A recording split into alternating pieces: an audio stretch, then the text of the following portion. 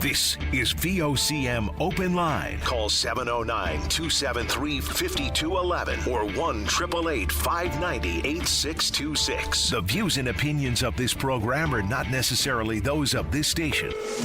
The biggest conversation in Newfoundland and Labrador starts now. Here's VOCM Open Line host Paddy Daly. Well, all right, and good morning to you. Thank you very much for tuning into the program. It's Thursday, January the 8th. This is Open Line. I'm your host, Paddy Daly. David Williams.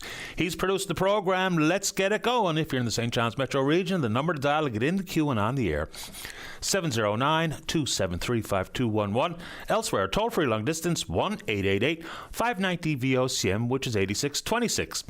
All right, one of the great family stories leading into the Canada Summer Games this past summer was Luke McPherson as a wrestler. Why? Because his father, Rory, was a wrestler in the Canada Games before him. So Luke is keeping it going. So this is an update coming from Rory.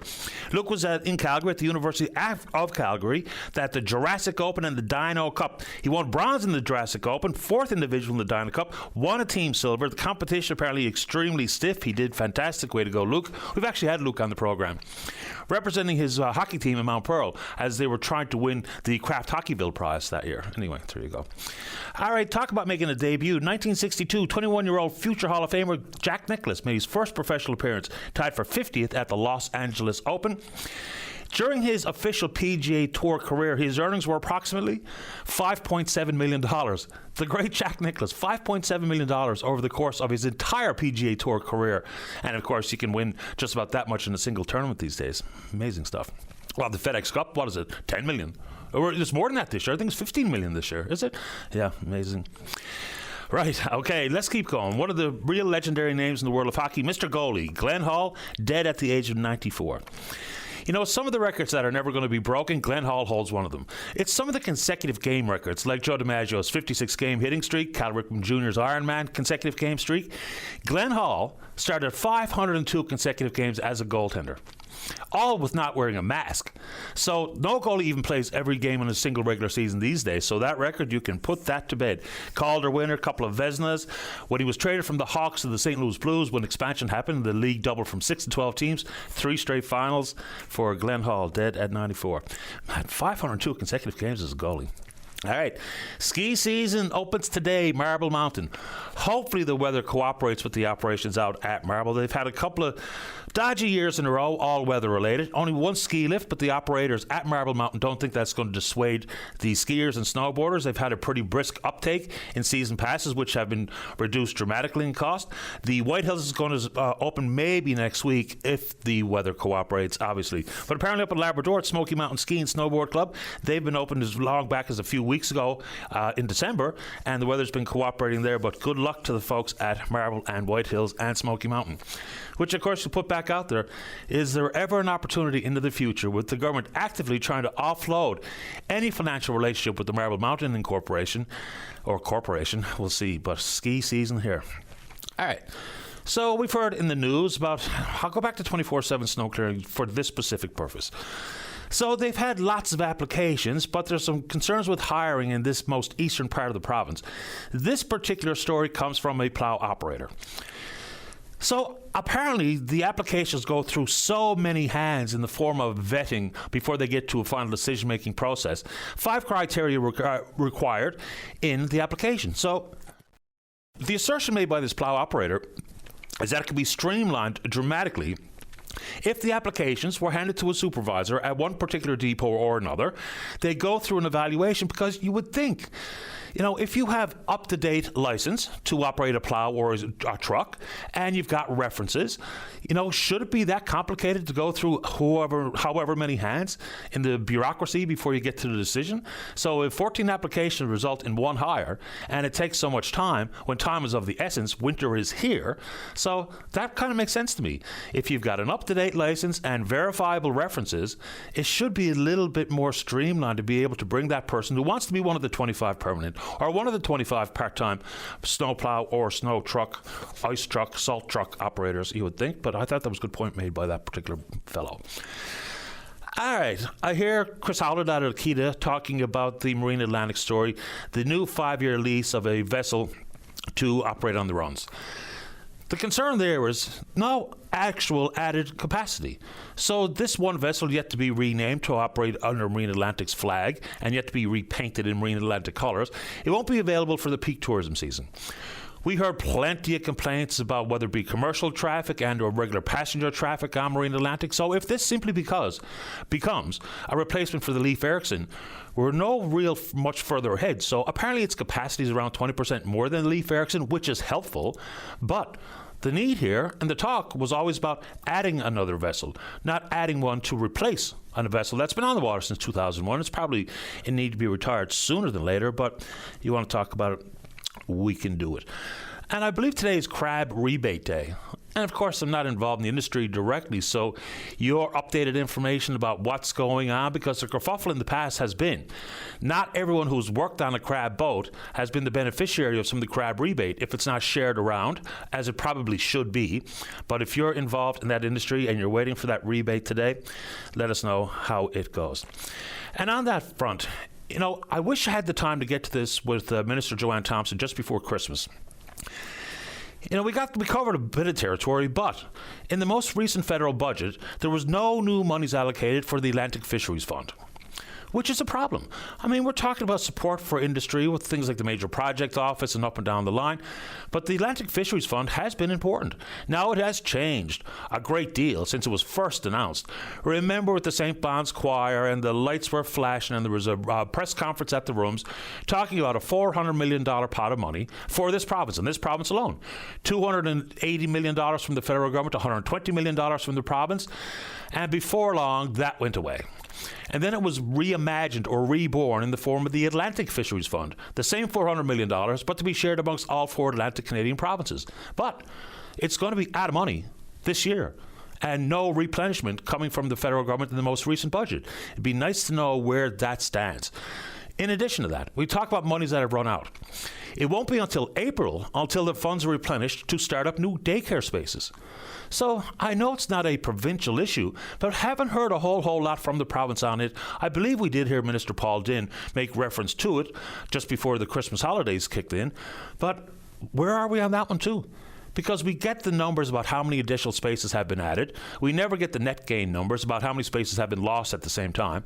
We've had proponents of daycare facilities on this show talking about the extended time it takes to get approval. And even some of these operators are already in operation in one community or another, trying to start a new one, but can't get through all the red tape. And in some points, they don't even know what's lacking in their application. But that money to help facilitate opening more and more daycare spaces, it'd be nice to know, whether it be through Minister Joanne Thompson, who is our representative in the federal cabinet, and or an update from the province as to how actively we may or may not be working on that particular file. Your thoughts. All right. So I assume, spurred on by an absolutely tragic story coming from Nova Scotia, a 13-year-old boy has died as a result of being attacked by 3 large breed dogs. Saturday afternoon, riding his bike, gets attacked by the dogs. Now he's dead, and those dogs have been euthanized. No criminal charges have been laid at this point. So the emails go something like this. Now, like in the city of St. John's, it's mandatory to keep your dog on a leash for all the obvious reasons. Some people will indeed let their dog off a leash in a relatively remote park or up on the golf course, what have you. I'm not going to get too deep into that. But, from where I sit, people get really concerned with the particular breeds. Pit bulls, for instance, they get a pretty bad rap, when in fact it's the kind of training and the type of owner that will really lead to the dog's behavior. Now, all that being said, certainly a large breed dog will bring different reaction to people who are pedestrians or joggers or cyclists when that dog is on the loose. So we've received emails from various communities talking about the prevalence of large breed dogs on the loose, not on a leash, well removed from their owner, and people are afraid. Look, not everyone loves dogs. Some people are absolutely afraid of dogs. And when you hear stories like that one from Nova Scotia, I mean, the 13-year-old boy's dead. Right? 3 large breed dogs on the loose. under no control by their owners, and that's the result. So between that and the emails we get about veterinarian care and associated costs and emergency veterinarian care, like I remind myself when I hear these stories, one Saturday evening we went to the only emergency care veterinarian clinic on the island on a Saturday night with only one vet on duty. So it's remarkable what must be going through the minds of pet owners outside of the metro region. But that story in Nova Scotia is devastating. And so even in smaller communities where rules may indeed be different, for people who own dogs, especially the larger dogs, to be cognizant of the fact that some people might be afraid. And your dog could possibly be triggered by who knows what. And all of a sudden, we've got a problem on our hands. An injury, or in this case, a kid is dead. Anyway, let's keep going. Sad story. All right. Maybe I spent too much time on this one, but hey, that's what I'm like. I do think we need to hear from the provincial government on the John Ridgely story. Look, it may never come to pass. Some people have classified it or described it as nonsense or foolishness or unattainable. I'll leave it up to you. But it's a massive proposal. $75 billion, $16 billion worth of transmission, on-ground subsea cables, trying to create 5 gigawatts of onshore wind from this province associated with 5 offshore wind gigawatts in Nova Scotia. Mr. Ridgely says himself that the green hydrogen play is dead for now. And to make up the 5 gigawatts, we'll need the other wind proponents to be involved with. The issue there is we haven't heard a single thing from any of the other proponents. And now I know their partner is Pattern Energy, and they've got operations at the Port of Argentia, which does not include Crown land, consequently does not include the process that the other proponents went through. But it's kind of interesting when we're talking about a $75 billion proposal. No mention from the provincial government about where they are on it, their thoughts on it, the process that is yet to be fully understood or detailed. Any of the other proponents on the island that have also talked about erecting these massive wind turbines.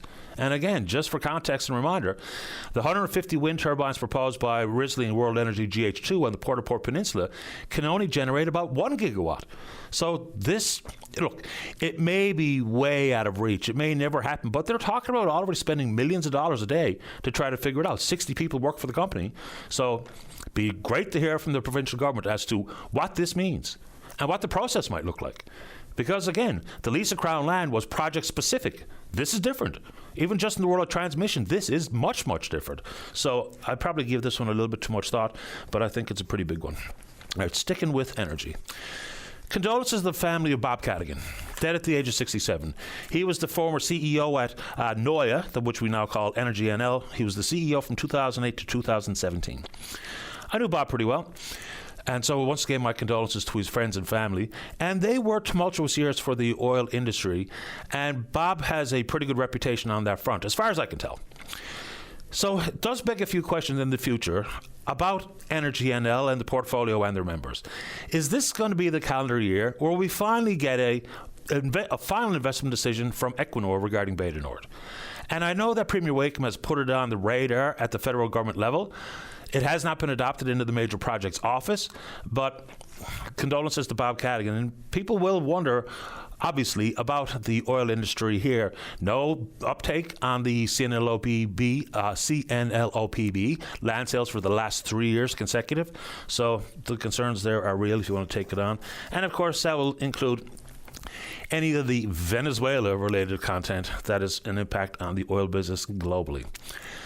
All right, so I see Chrystia Freeland, who earlier this week said she'd be stepping down from her role as a member of Parliament in the coming weeks because she has agreed to take on a economic advisory role with Ukraine, which I don't think has actually started yet, but I mean, the conflict of interest was real. And like I said earlier this week, is the coming weeks is probably a little bit too long to continue sitting as a member, so she's stepping down tomorrow.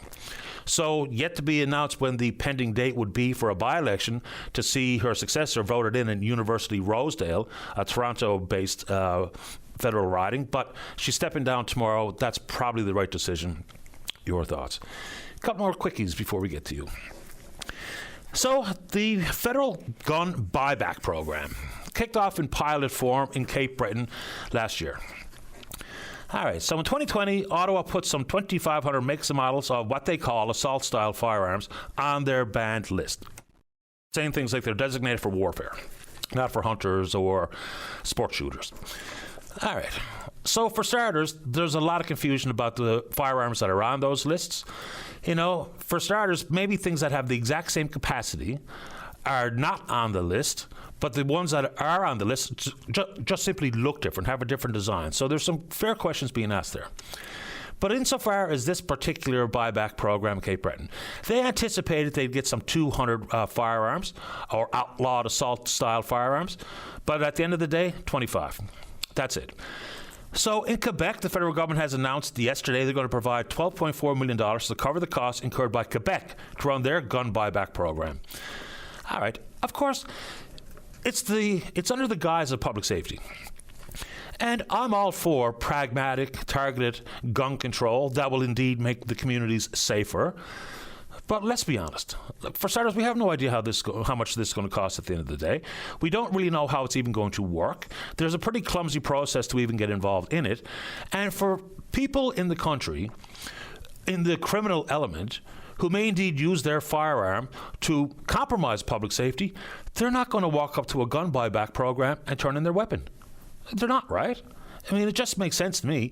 So this gun buyback program, if you stand away 100,000 feet, it makes sense. But when you get up close, it really doesn't make a lot of sense. So I think it's probably time to reconsider all of this stuff. And, you know, if the concerns are handguns, and we know that to be true, the vast majority of gun-related crime in this country is committed with a handgun. The vast majority of those come from the United States. And if I understand the president and his stance on border security, the Americans owe us better in trying to keep their guns out of our country. So that's where the concerns need to be, and the money needs to be spent, is at the border, right? Right. Okay, a couple more quickies.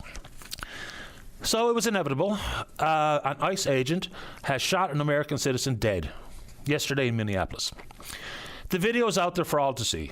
I'll leave it up to you as to whether or not you think this is something that needs to be punishable by law or whatever the case may be.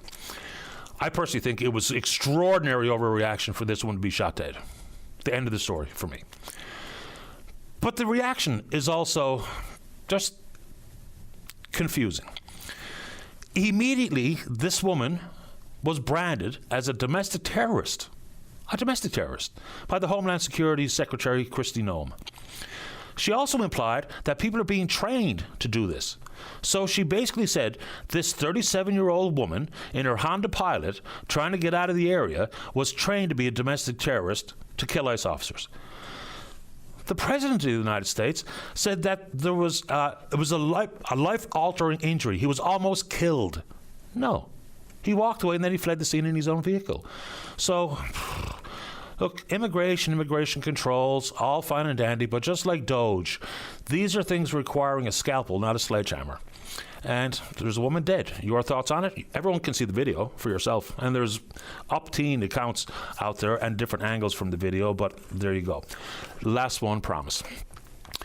So we all know the Greenland-related stuff and Venezuelan-related stuff, and the whole concept of whether or not you can rely on the Americans to live up to their word. Well, you can't, right? Just look no further than free trade and tariffs. In 1916, the U.S. signed a convention recognizing Danish sovereignty over all of Greenland. Okay? Greenland's been part of Denmark for centuries. And then in reference to that, and I don't know what's going to happen, I don't know if there's going to be a purchase offer made or military intervention, I really do not know. Military intervention will be devastating.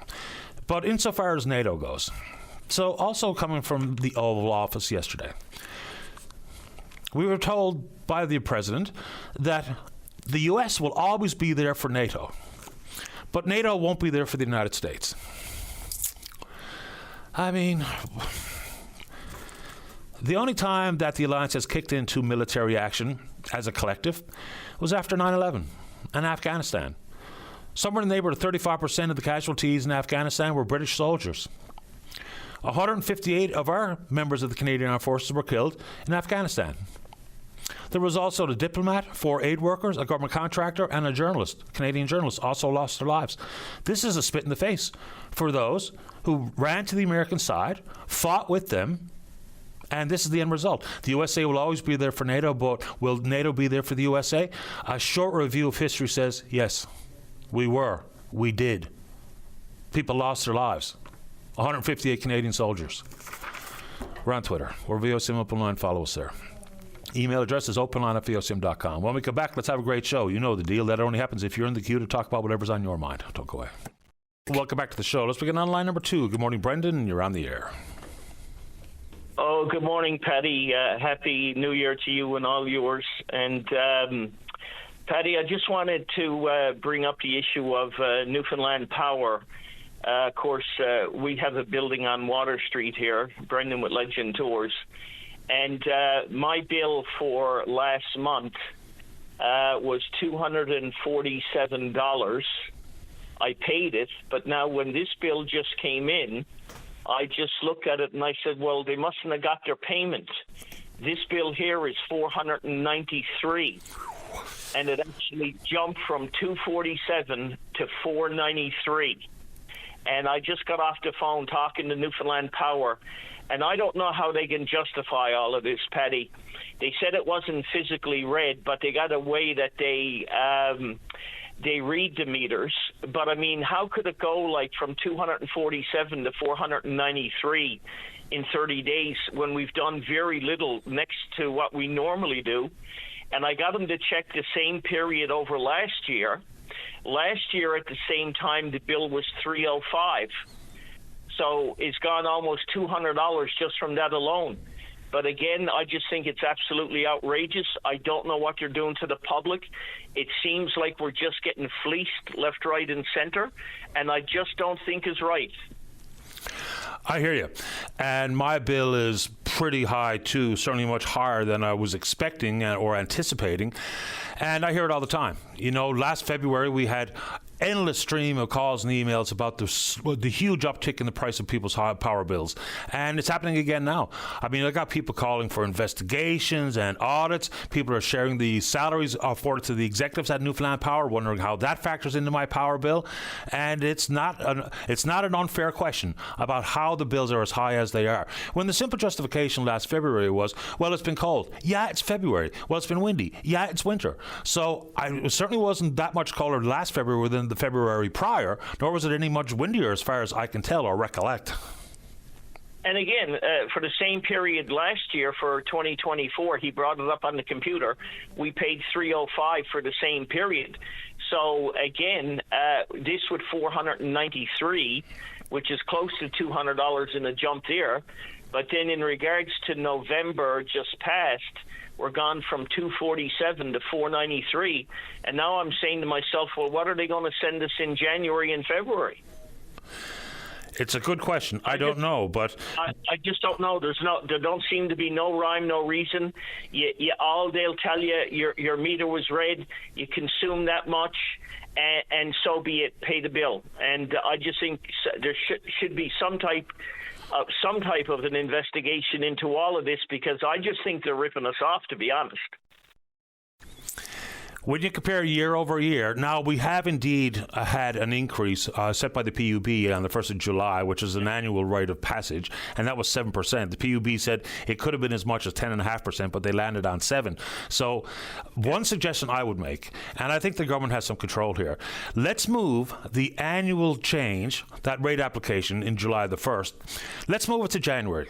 Because during the summer, people aren't paying a whole lot of attention to their bills, and consequently paying very little attention to PUB hearings regarding the applications from either Newfoundland Power or Newfoundland Labrador Hydro. If that happened in the winter months, there would be much different focus, because the bills creep up very quickly when we start turning up the heat to keep our homes warm during the winter. So I think even that alone might bring some relief, because so many people would be focused on it. The pressure would be on Dennis Brown, which it always is. The pressure would be on the PUB. The pressure would be on the politicians, because then things like removing HST from our power bills might get a little bit more political will, because the general population would be much more focused on the power bill in the cold winter months versus in the middle of the summer. And Paddy, as you know, I mean, we're in a cold winter climate, for a few months of the year. But I'm looking at the bill here now, and the HST tax is $65 on us. HST for the government, just so we can try to stay warm here. Brutal. Yep. I can't say any more, but look, thanks for taking my call, and I'm just making it aware. I'm just shocked that it went from 247 to 493 in 30 days. I totally understand that sticker shock, and I appreciate your time, Brendan. You have a great day, Paddy. You too. Bye-bye. Thank you. Bye-bye. Let's keep rolling. One more before the break. Let's go to line number 1. Say good morning to the NDP member for St. John's East, Kitty. That's Sheila O'Leary. Hi, Sheila. You're on the air. Hi, good morning. Happy New Year, Paddy. And thank you, Brendan. That's exactly what I wanted to call in on. You know what? Myself and Jim Dinn have been receiving numerous calls and emails from constituents around the province, of course. And, this whole issue of home heating as some sort of a luxury, it's a necessity. And, of course, people are really being impacted. So we're getting inundated now with calls, and Brendan is the perfect case in point, right, about the increases that are happening. And you know what? And the politicization of this is, another thing that really, it's almost laughable if it wasn't such a serious issue for people.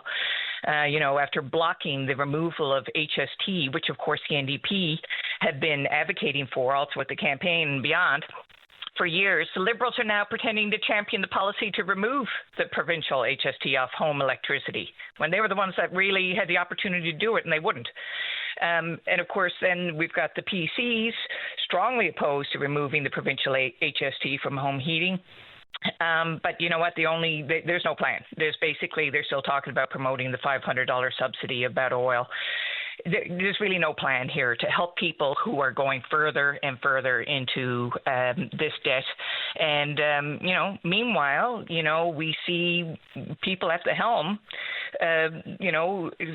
Dave Hutchins of Fortis Canada, made $15.7 million, a 9.1% increase from the year before. So, while, the people at the top are making lots and lots of money, we're seeing people on the ground and people who, we're not just talking about people who are living in poverty. We're talking about everybody is being impacted by this. And a bill like what Brendan was just talking about, going from 247 to 493, that's crazy, and it's going to continue to go. And we do live in a winter city, a winter province.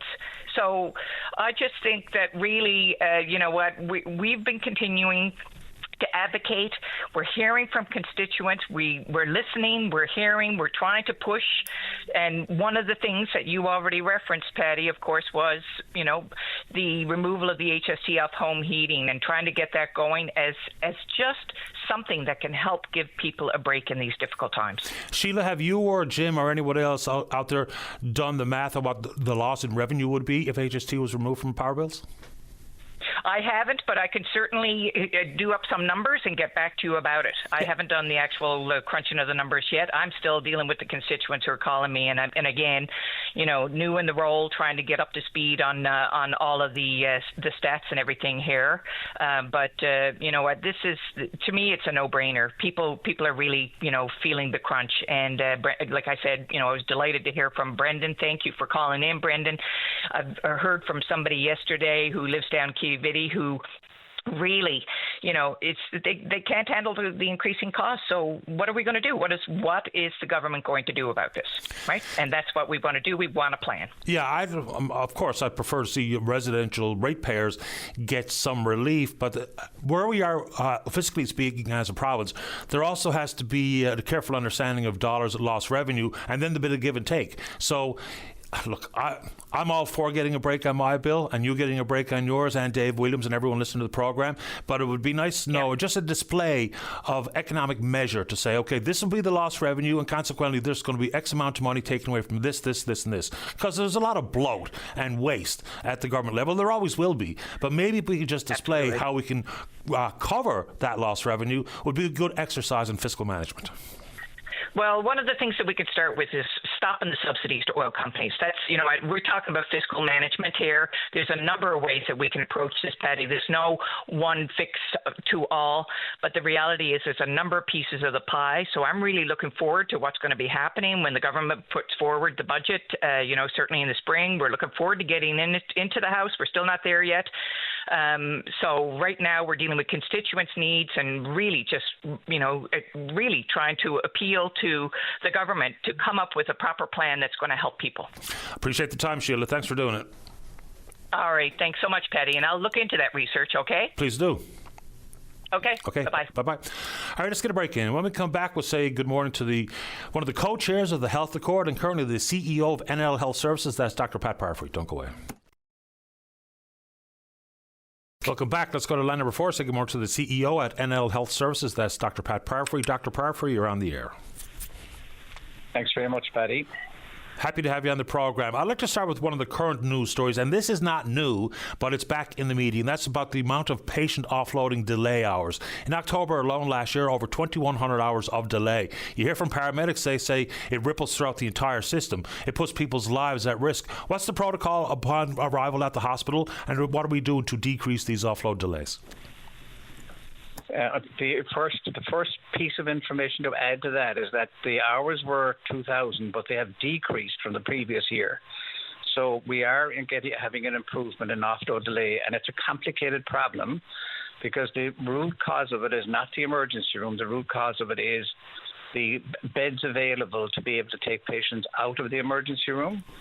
So when patients when hospitals are operating at 100% capacity, the flow through the emergency room stops, and then people are onboarded within the emergency room, and then ambulances coming in are delayed.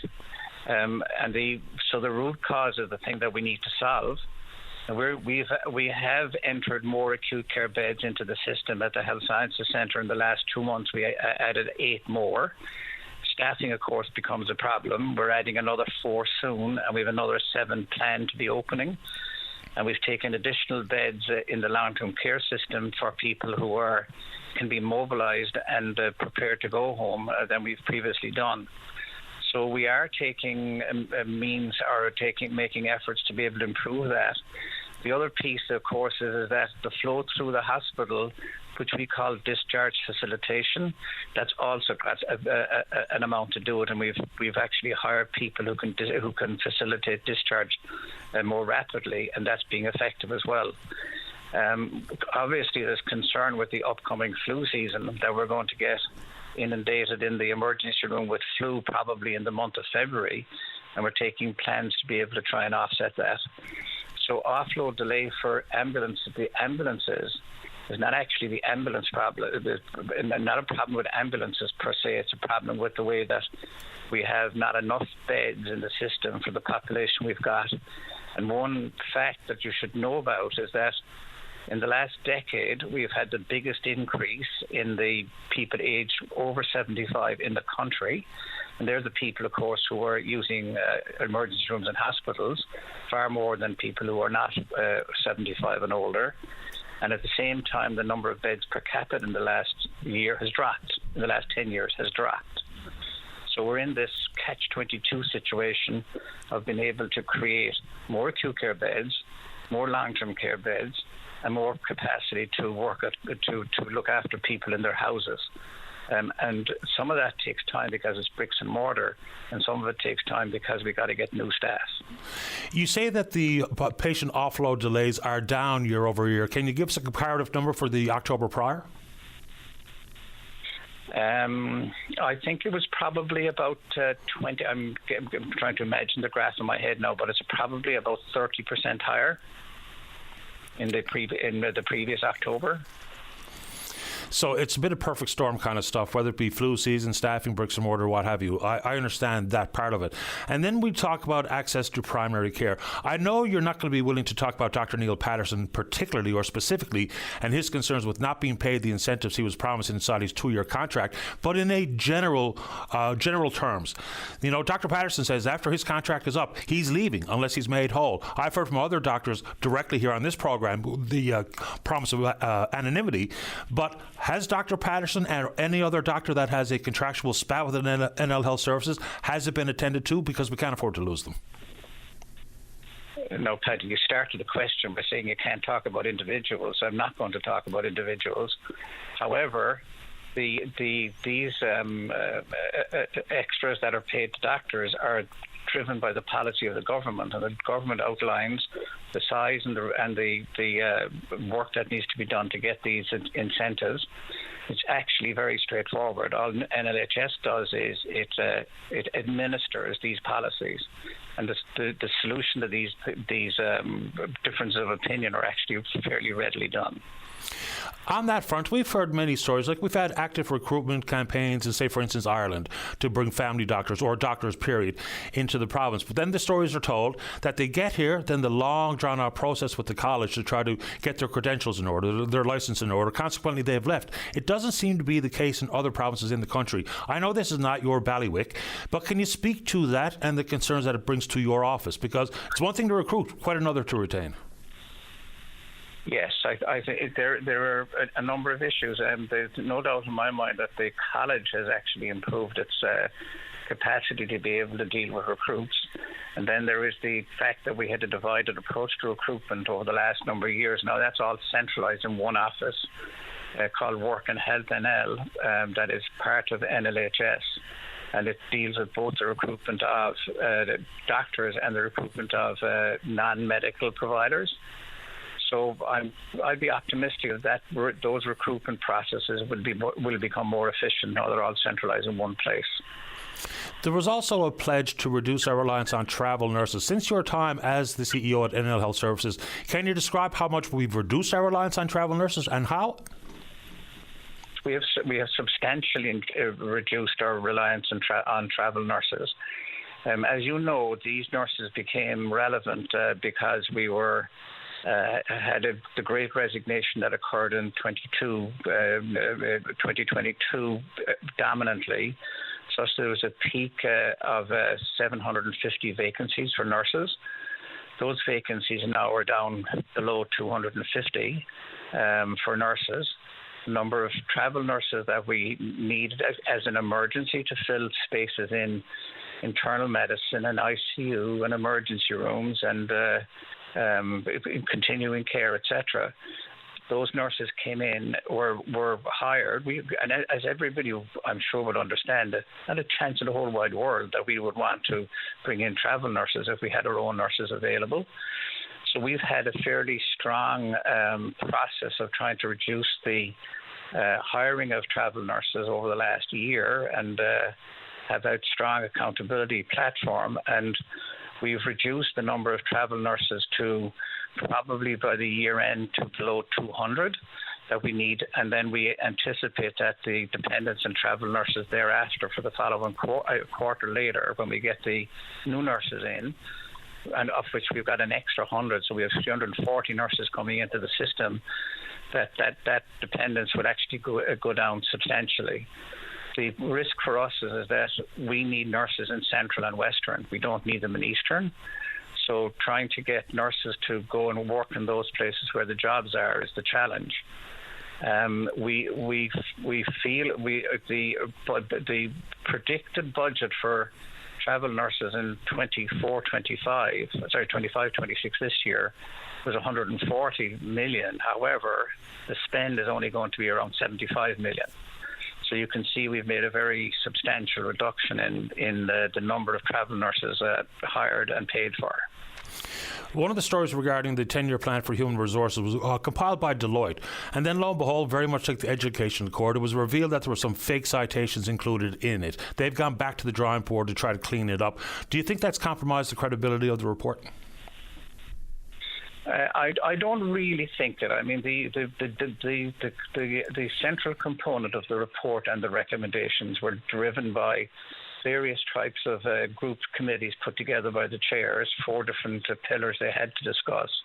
And they spent a lot of time working through these recommendations that they were making.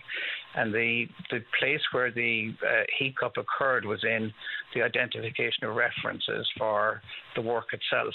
So the key work of those committees, I don't think has been a problem. One more on staffing. There was a contract almost 5 years ago for Change Healthcare Canada, very lucrative, tens of millions of dollars, with some penalties if we didn't implement some 95% of their recommendations. We're almost at the end of that contract as far as I know. Can you give us an update as to the status of that work? No, I can't. I don't have the information on hand, but I can find that out. I appreciate it. So, Dr. Parfer, you called us. I led off with the questions that I had off top of mind. Anything else you'd like to broach this morning?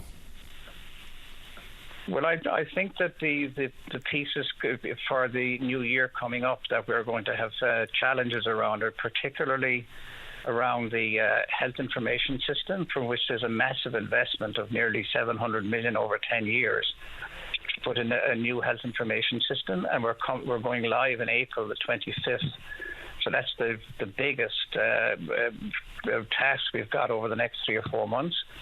It means that not only must the 24,000 employees of NLHS carry a big load in terms of learning how to use the new system and making it work, but also the knowledge that for the 550 residents of the province, that is going to allow far more integration of data across regions and across systems, across the acute care system, the long-term care system, the community system.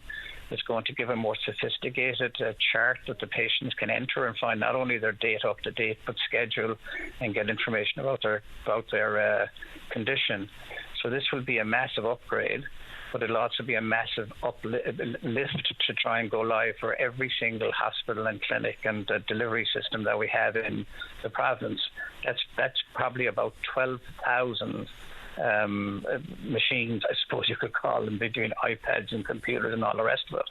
And then it's got all the people working in the system must learn how to use it. And it is more complex, and it's a different way of thinking. So that's the big challenge for us in the next 3 or 4 months. On that front, any privacy concerns? Because we do know the Meditech system got hacked, and we don't know what the outcome of that was and necessarily who did it or any ransomware. I'm not worried about that part. But any worries about privacy? Because digitizing does indeed give us an upgrade, but it also enhances privacy concerns. Your thoughts? Yes, I think it does, but everything that's happening adheres to the legislation of the province here, so I am not concerned about that. Last one, this is from a listener. Do you happen to know how many doctors are actually working in the province today? Approximately 1,500. You know, we're told there's more doctors and more nurses working than ever before. But what we don't necessarily understand is if all these doctors have a full scope of practice and full patient roster, or are they simply work in academia or at the med school or what have you. So I know we can't break down 1,500 positions here this morning, but I appreciate your time. Your final thoughts, Dr. Parfrey? Well, just in terms of the doctors themselves, it is complicated because for family doctors in rural places, we're asking them to cover emergency rooms, do long-term care, do the acute care beds, and provide continuing care. So when we try to say, well, how many doctors are actually providing continuing care, a particular doctor might only provide a day per week or 2 days per week in a family care team. So counting that is actually complicated, and remunerating for the different types of jobs they do is complicated. And the second thing is that from a nursing perspective, we've got a very nurse-dependent healthcare delivery system. We have the highest number of nurses per capita in the country. We have the highest number of nurses in the system for more than 20 years in the country. And we're going to have 340 nurses, which is 100 more than previously, come into the system in April. So I think that I think that the issues that we have with using travel nurses because we've got vacancies is going to improve substantially. How many fully staffed and operational collaborative care clinics are operating currently in the province? What's the goal for the end of this fiscal year? Or I guess calendar year is a better question. So there are 22 in various stages of recruitment, and there's a plan for a number of other ones, particularly in Labrador for the linkage of Nunatsiut and the Inner Nation with a family care team in Happy Valley Goose Bay, and similarly for the South Coast to be able to have that linked into a family care team and probably in St. Anthony. And there would probably, the new government would probably identify those areas that they think should have family care teams. The 22 that we've got up and running there, some of them are not fully staffed, but we have rostered over 86,000 people in family care teams already, and reduced the number of people on Connect NL from a peak of 96,000 down to just above 40,000. So they are productive in their capacity to be able to deal with patients. I appreciate your time this morning, Dr. Parfrey. Thanks for doing it. No problem, Paddy. Thank you. Take care. Bye-bye. That's Dr. Pat Parfrey, the CEO at NL Health Services. Let's get a break in. Don't go away. Welcome back. Let's go to line number 2. Kevin, you're on the air. Good morning, Paddy. How are you this morning? That's kind. Thank you. How about you? Good. I'm calling in about the light bills. This month alone, mine's gone up roughly $180 more from last month. And the weather here hasn't been that cold. They warrant that kind of pay in regards to your light bill going up that high. But I'm going to tell you a story, Patty, that happened to me in regards of Newfoundland Power. Okay? I had my basement wired downstairs for an apartment, separate meter and everything else whatnot for it. So anyway, I got the meter put in. I took a picture of the meter. That month afterwards, I got a light bill for $1,288 usage. And there was not one thing hooked up to them wires. And I asked the girl, I said, well, why am I paying this bill? She said, because you used 1,288 watts. I said, well, my dear, let me tell you something. Get somebody to come here now. Because I said, I don't have anything hooked up here. There's not a light here. There's not a switch here. There's not a heater here. There's not one thing. Well, she said, I'll have to get back to you. So 2 days later, she comes back and says, we gave you a used meter. Hello? I'm listening. Oh, Patty, so what would have happened if I had to have all that stuff in there? If I had to have the heaters in and the lights hooked up and the plug-ins in and the hot water tank, they would have made me pay $1,288 more. That's an unbelievable story. So when I can tell you that now, because right today, even today, my stuff is still not even hooked up in the apartment part of it. So was that conversation with Newfoundland Power this morning? No, sir. No, that was there about a year or two ago. Oh, okay. And so it's been over a year. Okay, sorry about that, Patty. Yeah, no problem. And so when they said they'd get back to you, did they? Yes, but Patty, they told me that when I told her about it, that I got a bill for this here. Well, she said you got to pay it, and I said, well, pay it. I said I don't have nothing hooked up here. So I said, send somebody here, so I can show you that there's not even a plug-in or a light, Patty, hooked up. Because I was working on the house at the time, at the apartment at the time, and I still am today, still doing bits by bits. Plus, I had the main power off out in the box itself. But they sent me a bill for $1,288. And if anybody in Light and Power hears that, they know it's fact. Because you can come here today, Patty, and see it. It's still the same way it was when I got that first bill. And then he turns around later, 2 days later or whatever, and tells me that there was a used meter put in there.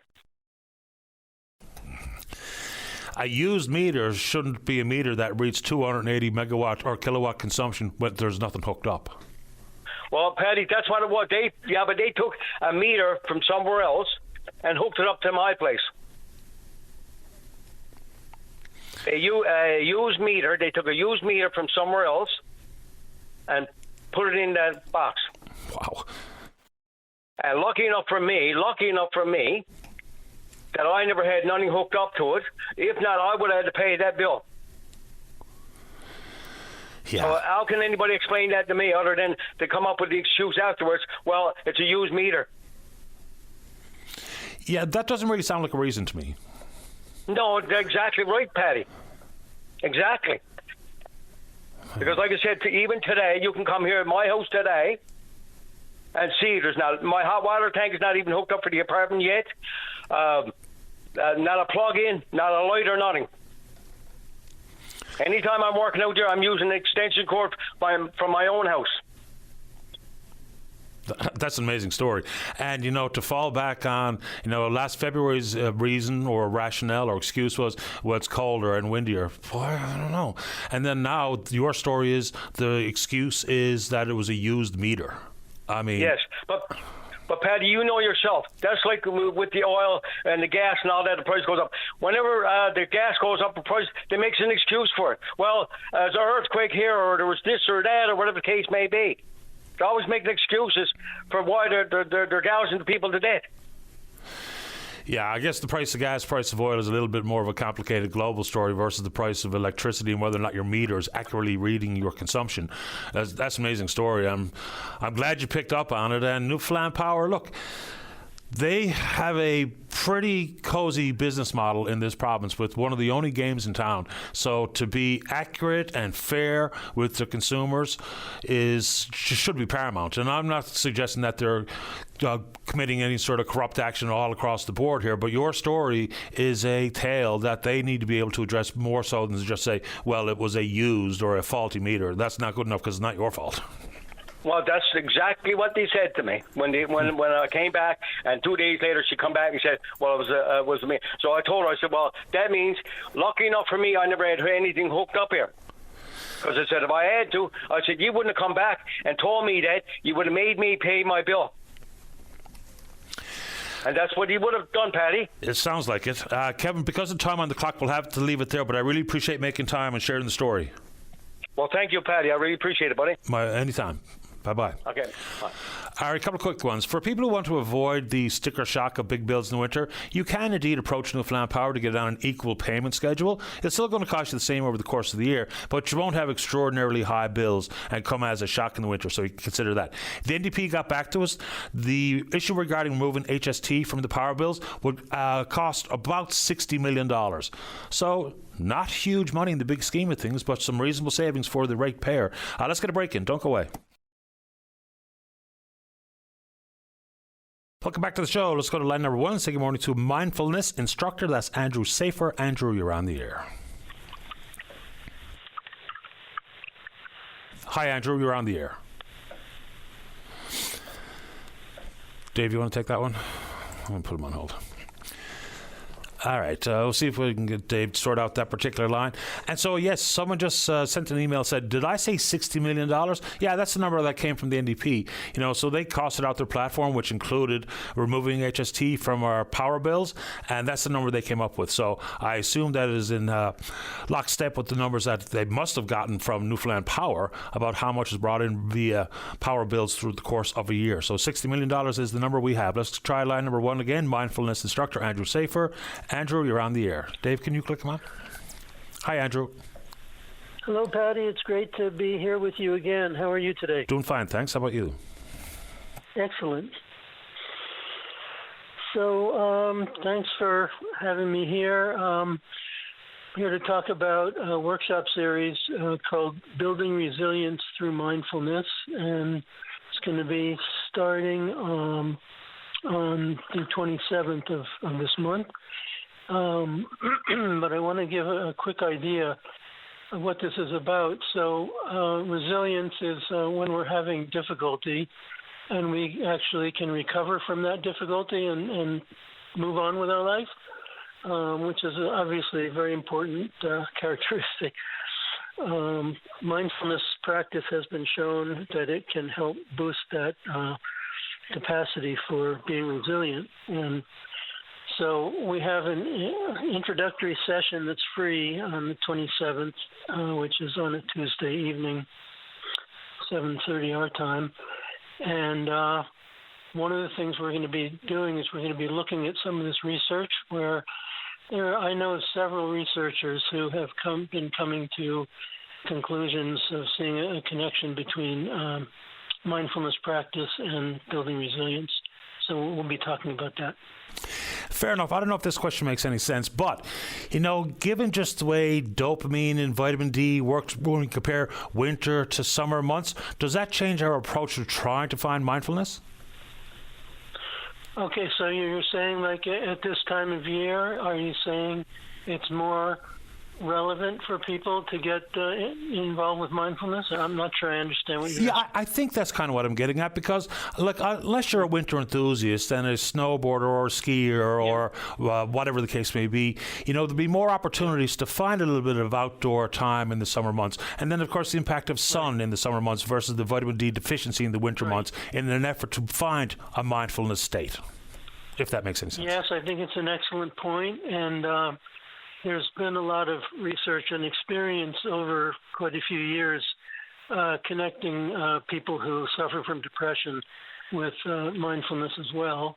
And as you know, in the winter months with less sunlight and so forth, seasonal affective disorder, and so on. So I think it's a very good time for people who may have heard about mindfulness, but they're not really sure what it would be like, for them to get a bit of a sample, learn the actual practice, and do it with a group and so forth. So, yeah. Yeah, fair enough. There will be people, they'll talk about whether or not it's for them. People might be doubtful of the approach that you or others might take in this world about talking about achieving mindfulness. What do you say for the naysayer? Yeah, that's another really good question. So there's a really big misconception that this is about achieving a blank mind and becoming calm automatically, and so people have an idea that it's supposed to be giving them certain results like that, and when that doesn't happen, then they figure it's not for them, that they're doing it wrong. That's very common. Probably most people experience that, especially in the beginning. And so if they can start to see it in a more realistic light, we're not trying to achieve those immediate results. We're actually doing some training of the mind, and we're training the mind to be able to recognize when we're wandering off, when we're daydreaming and so on, and to be able to bring ourselves back to the present moment. So it's an orientation to the present moment. It's not about feeling, any particular way. And so when people start to see that, I think that takes away a lot of the blockages. Yeah, and I have no earthly idea if I'm doing it right when I try to calm my mind, say, for instance, when I'm going to bed. But it's remarkable how just to focus on your breathing or feeling your feet as you walk, it does clear the mind pretty quickly. So there's some emotional regulation that comes with it as well, I think. Exactly, and that's a big part. Talking about resilience is what throws us for a loop is usually heavy emotional content, something that's heavy duty that comes up in our life, and it knocks us off the horse, so to speak, right? So the emotional regulation is the thing that's really important there, that we don't just get thrown off the horse and we have to lie on the ground, and have it take over our life. That we can experience the emotion.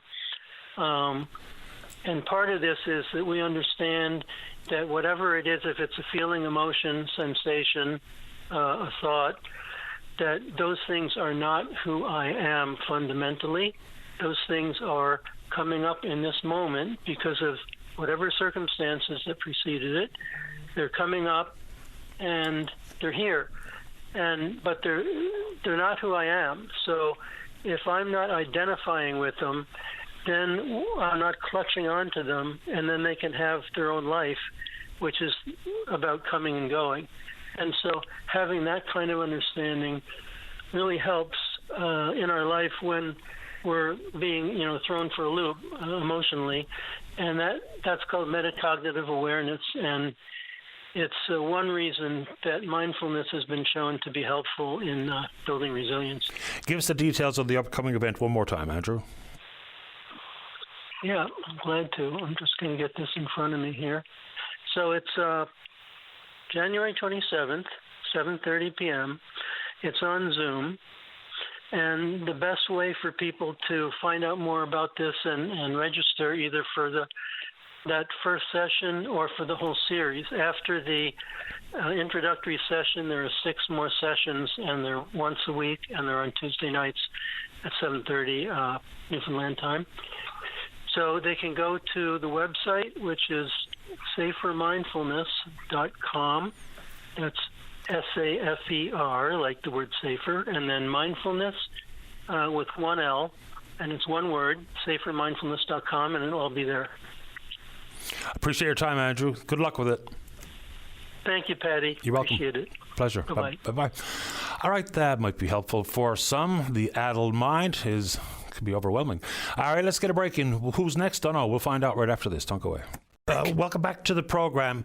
Bit of an odd, if not curious, question in the email, but let's get to it. It was why the accusation was I was cheering Chrystia Freeland's resignation. No, I was commenting on the fact that she has told the Prime Minister she's stepping down as of tomorrow. And they went on, to ask me why I think it's a conflict for her to be a sitting member of Parliament and to work with another government. I'm not so sure it's really an honest question, but I think it's pretty clear. How can you work for two different countries as an elected member of Parliament? With an official role. Now, there's going to be collaboration and cooperation and whatever the right word is with other countries while you sit in the Prime Minister's chair or as a member of Parliament.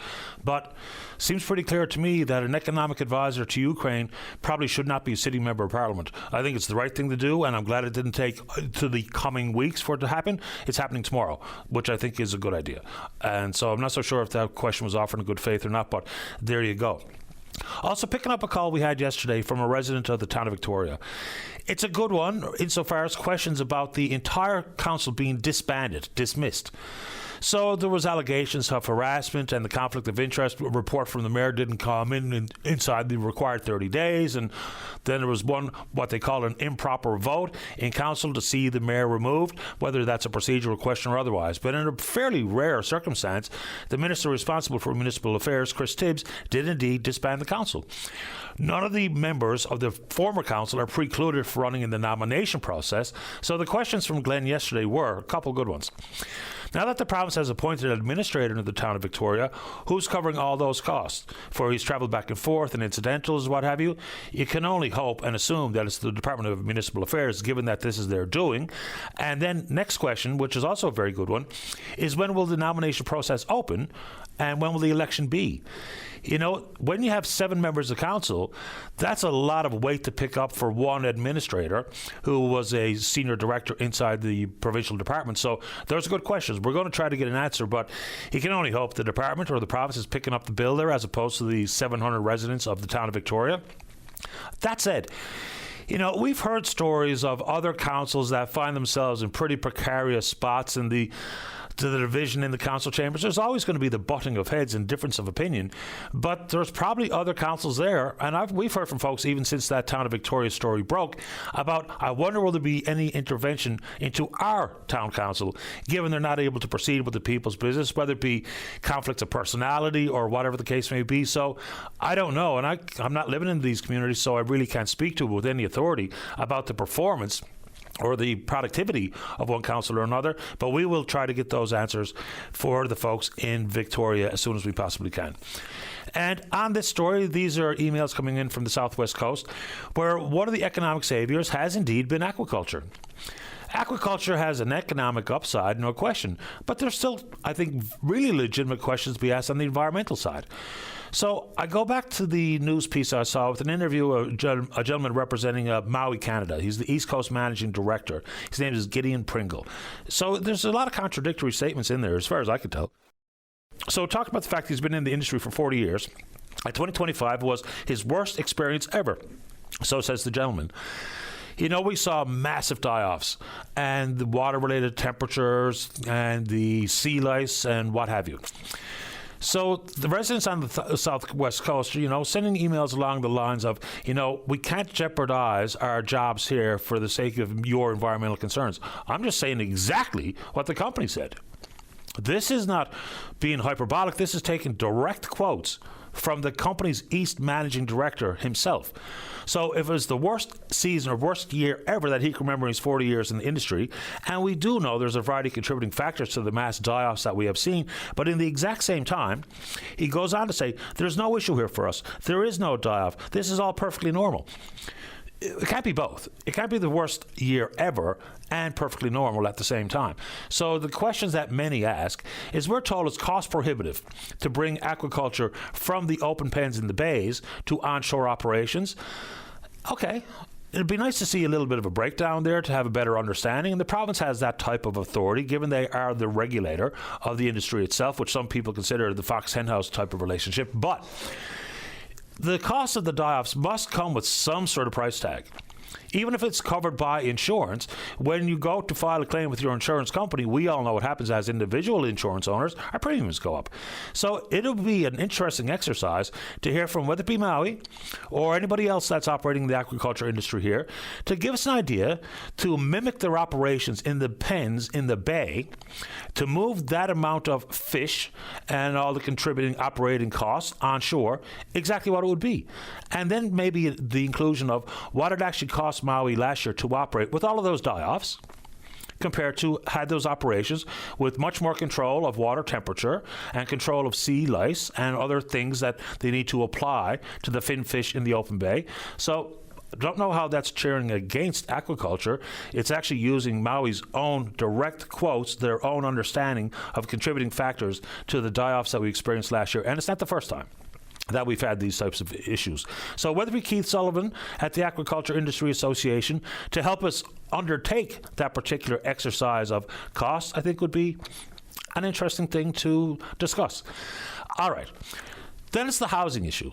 So some of the lofty goals that have been put forward are going to be tricky to attain if we don't do more about the elimination of red tape and to try to fast-track construction, whether it be in modified homes or tiny homes or traditional detached bungalows or duplexes, triplexes, or otherwise.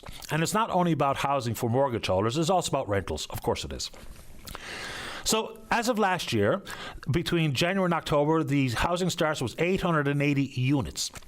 The boom was back in 2012, where housing starts were around 3,885. So that's the boom. The PC government, when campaigning this most recent provincial campaign, they're talking about the pledge to build 10,000 homes over the next 5 years. Contrast that to the 2024 report from the Canada Mortgage and Housing Corporation that estimated this province needed 60,000 new housing units built in the next 6 years, so 10,000 new homes or new units per year, which we're obviously never going to be able to do if the actual boom in 2012 was 3,885. The process for getting those 10,000 homes built, I'm sure can be done with relationship with municipalities, and all municipalities have slightly different regulatory approaches to housing and for permits and otherwise. So hopefully they can, actually achieve it. But again, we'll put out probably the most important part of that conversation is whether or not people can afford them. Because that's going to be the trick. We talk about removal of HST for first-time home buyers on homes valued less than $1 million.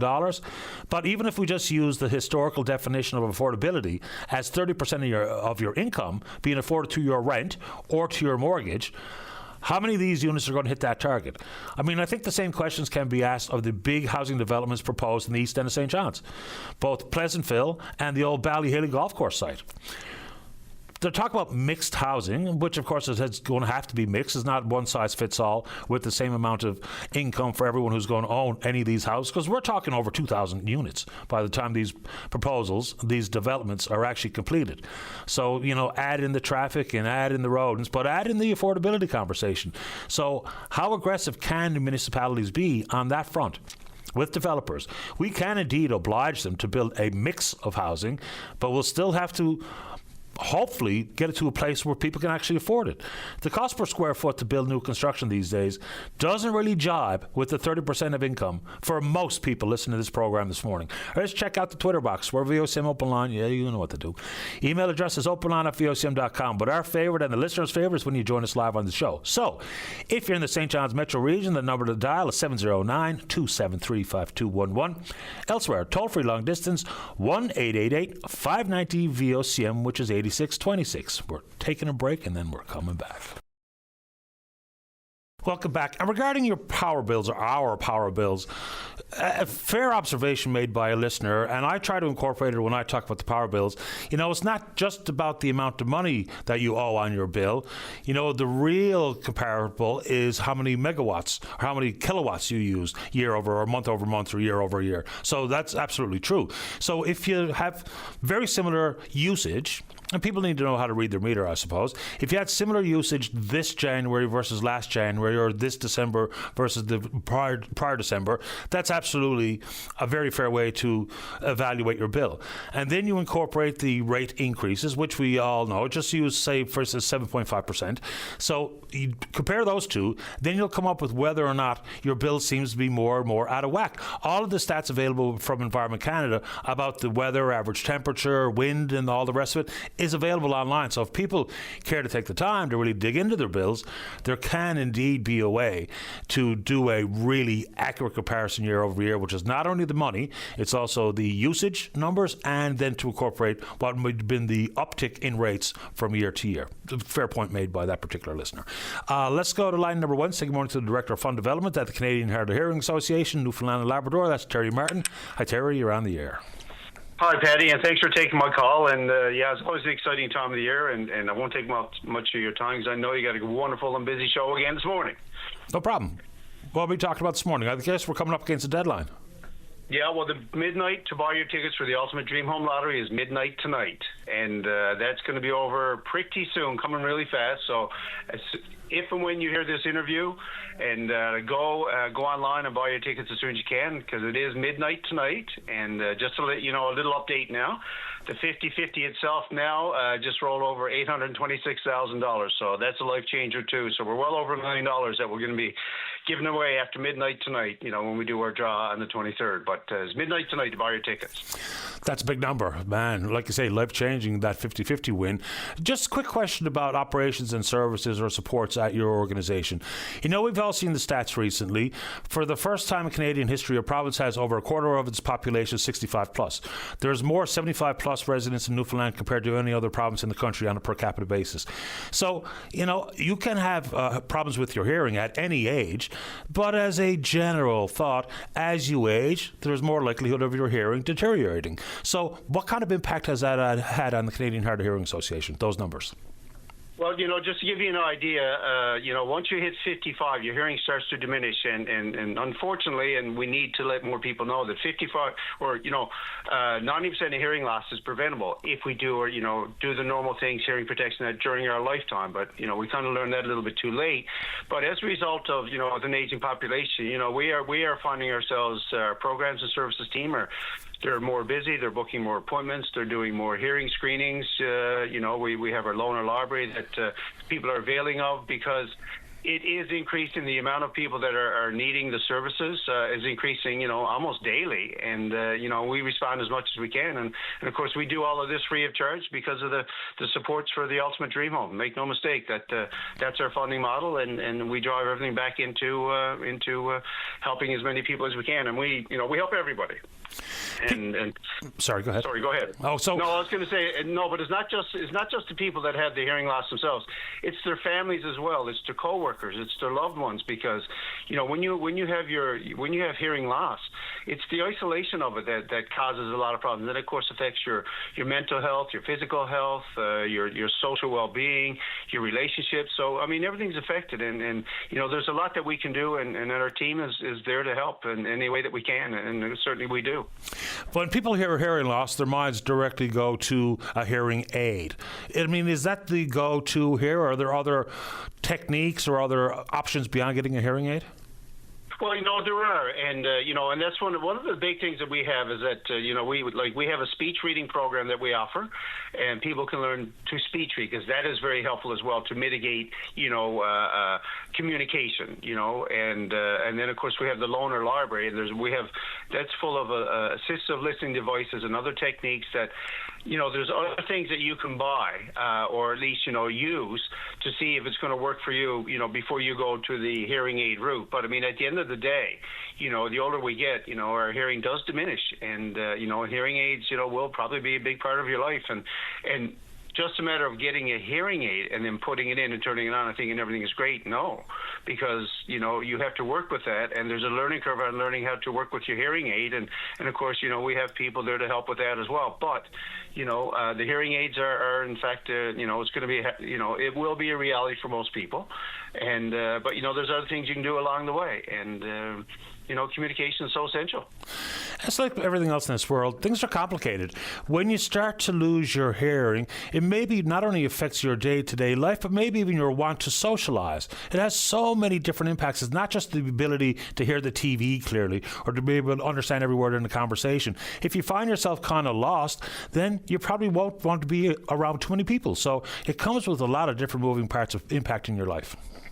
It does indeed, and and you're absolutely right, because once the isolation starts to occur like that, then your mental well-being and then your mental health, it becomes affected. I mean, and this is well documented in study after study, and isolation and communication is key. I mean, we are a communication species. I mean, that's what humans do. We communicate. And Newfoundlanders, God bless us all, we communicate, incredibly well and with everyone. And if that's hindered, you're right. Things get affected, and not just your loved ones and your family, but also your workplace and people you work with, and it just affects everything across the board. And it is complicated, but if we slow down, which is difficult for Newfoundlanders in speech, there's things that you can do that just to recognize hearing loss in people and just work with that.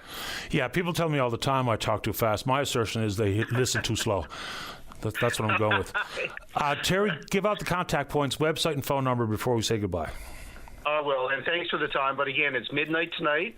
The best place to go right now is ultimatedreamhomelottery.com.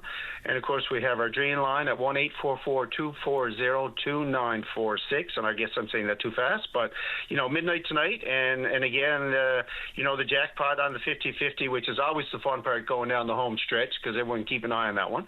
It's a live clock on our website, so you want to keep an eye on that when you can. But ultimatedreamhomelottery.com, and it's midnight tonight. Good luck with it, Terry. Appreciate your time. Listen, I really appreciate all your efforts, and a great show again. Appreciate it. Thanks, Terry. All the best. Thanks, Patty. You're welcome. Bye-bye. Not only helping worthwhile initiatives at the Canadian Hard Hearing Association, but that 50-50 creeping up around $900,000. All right. Just a quick note on this one. I've been back and forth with this one particular listener, and it's about the National Dental Program. Okay.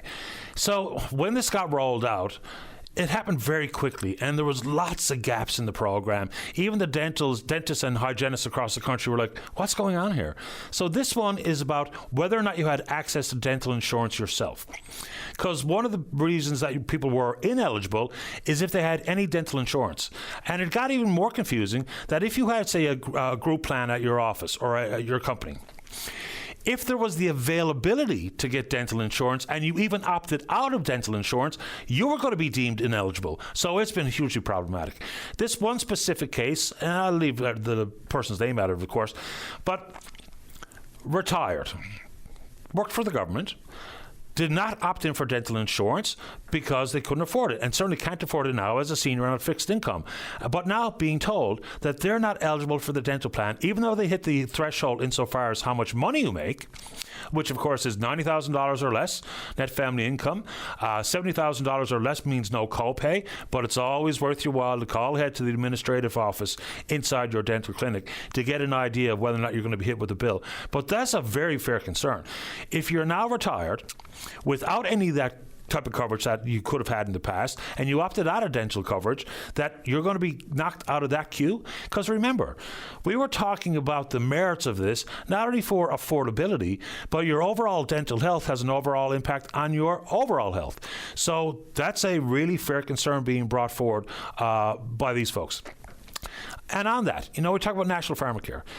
Someone's going to have to tell me why we haven't signed on. And I know the phase 1 rollout is for diabetes supplies and for contraceptives. So we know we have a high prevalence of diabetes in this province. So please tell me why we haven't signed up. If there's a real good reason as to why we haven't, fair enough, just share it. Because as far as I can tell, we're already contributing to the National Pharmacare plan because I'm paying federal taxes. So please let us know exactly why we're not signed on to that as of yet, because we were quick out of the gate to sign on to a bunch of other things. The school lunch program on the national stage, $10 a day daycare on the national stage, but yet for some reason we're not part of National Pharmacare. So why that is, I really have no earthly idea, but it's a good question.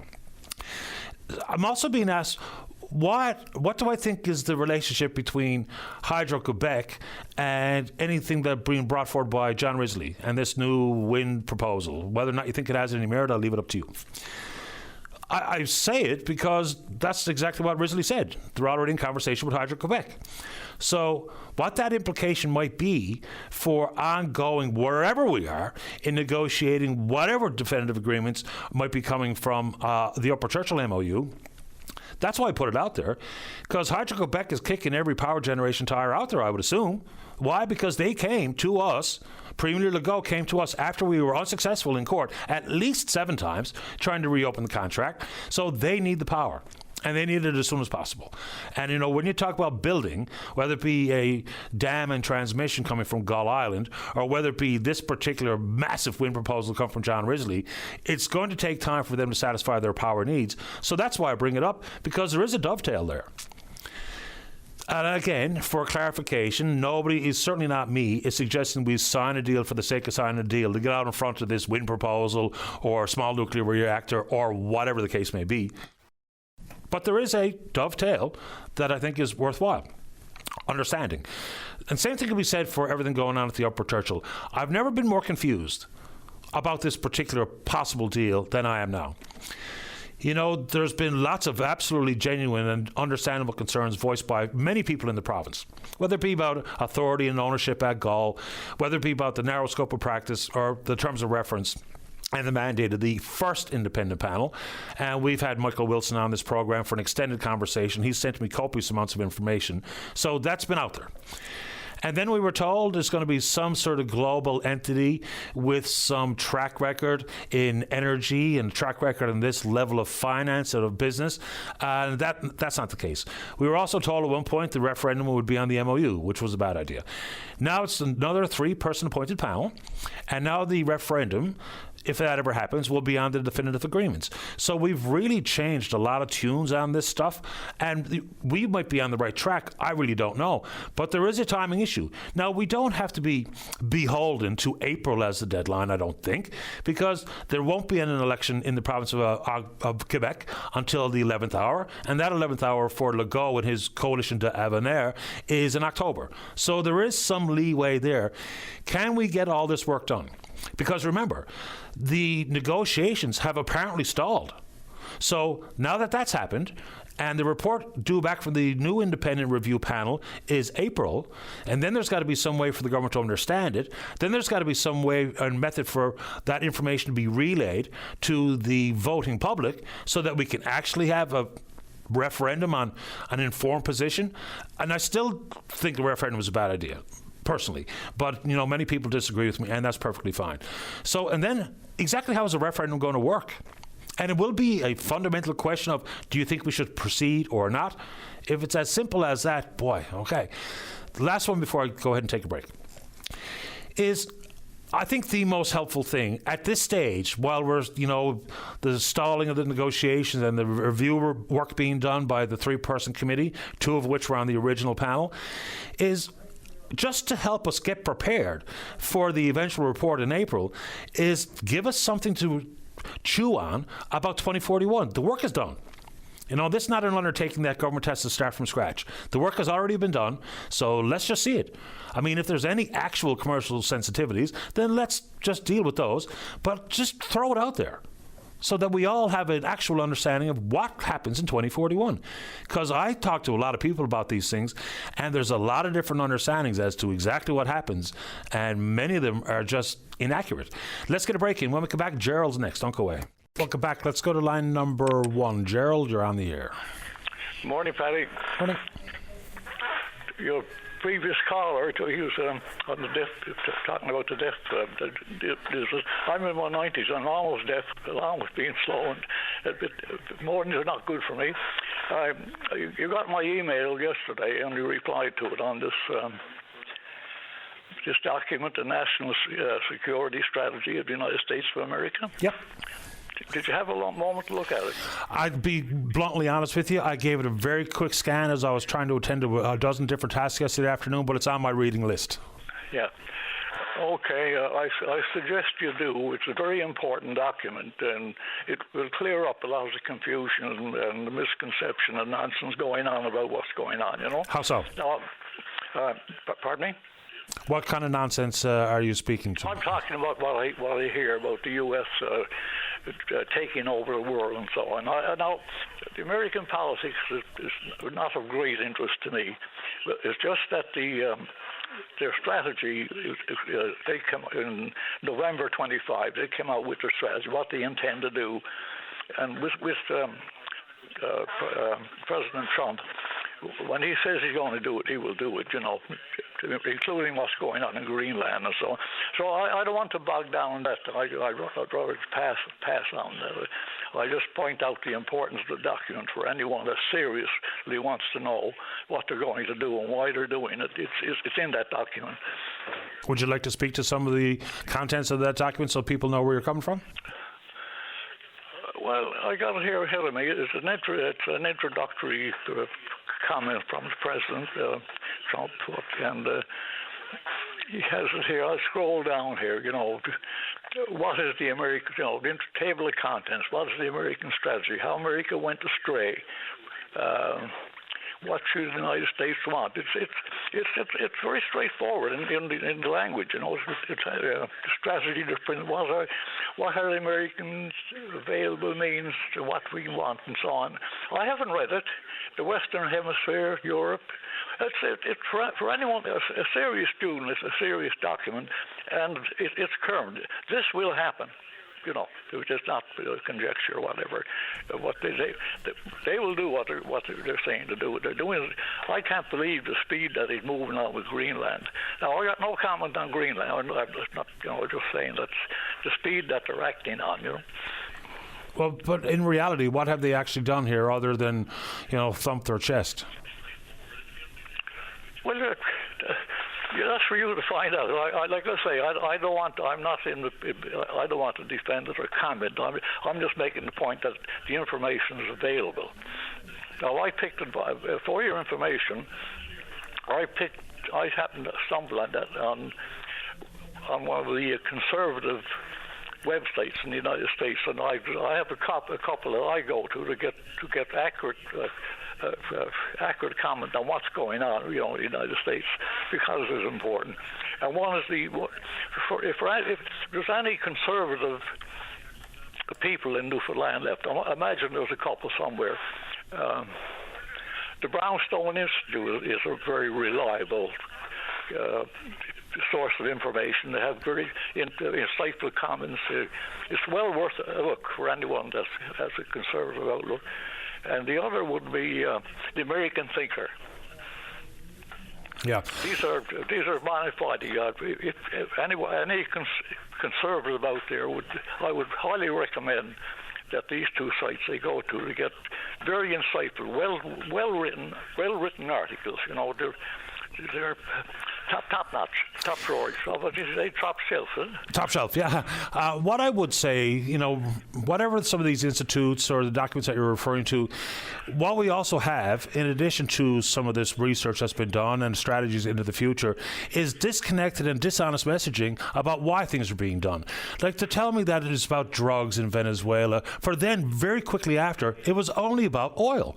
And so if that's the case, then just say it out loud. And in the Greenland business, look, the United States has already recognized that Greenland is part of Denmark, and if it's about national security, then if it's as fundamental as that, they already have well-established, well-understood ability to increase the number of military bases in Greenland, because they did it in the past. They closed them all down except for one. So just a little bit more honest messaging about the outcome or the intended goal. Same thing with Venezuela, right? So they take Maduro out. Okay, Venezuelans are celebrating in the streets, but then the backfill is his vice president. So we changed one person, and then the plan going forward, nobody really knows. Like they say they're going to rule Venezuela for X number of who know how long, and then same thing with their oil. I mean, it's remarkable. The story that broke last night is that the White House has said the monies that they're going to make from selling that oil is not even going to flow to the American Treasury. It's going to be put in offshore banks. I mean, that's so sure that was part of the plan when it was first discussed. Yeah, that's the sort of nonsense I'm talking about, what you just said. Now, let me say to you what's going on in Venezuela. I don't know what's going on in Venezuela other than the headline. And what's really going on, I'll be the last to know because of what you said. And as I said, I'm not really interested in bogging down on the United States. I mean, if there's turmoil going on there, there's enough turmoil in life close at hand here in Canada. I don't need to import it from the United States to make that point, Yeah, there's enough turmoil in this studio for me, let alone... Yeah, I'm, like I said, 90 years old, and I try to avoid stress, but in this case... what I heard yesterday, I felt compelled to offer what I have.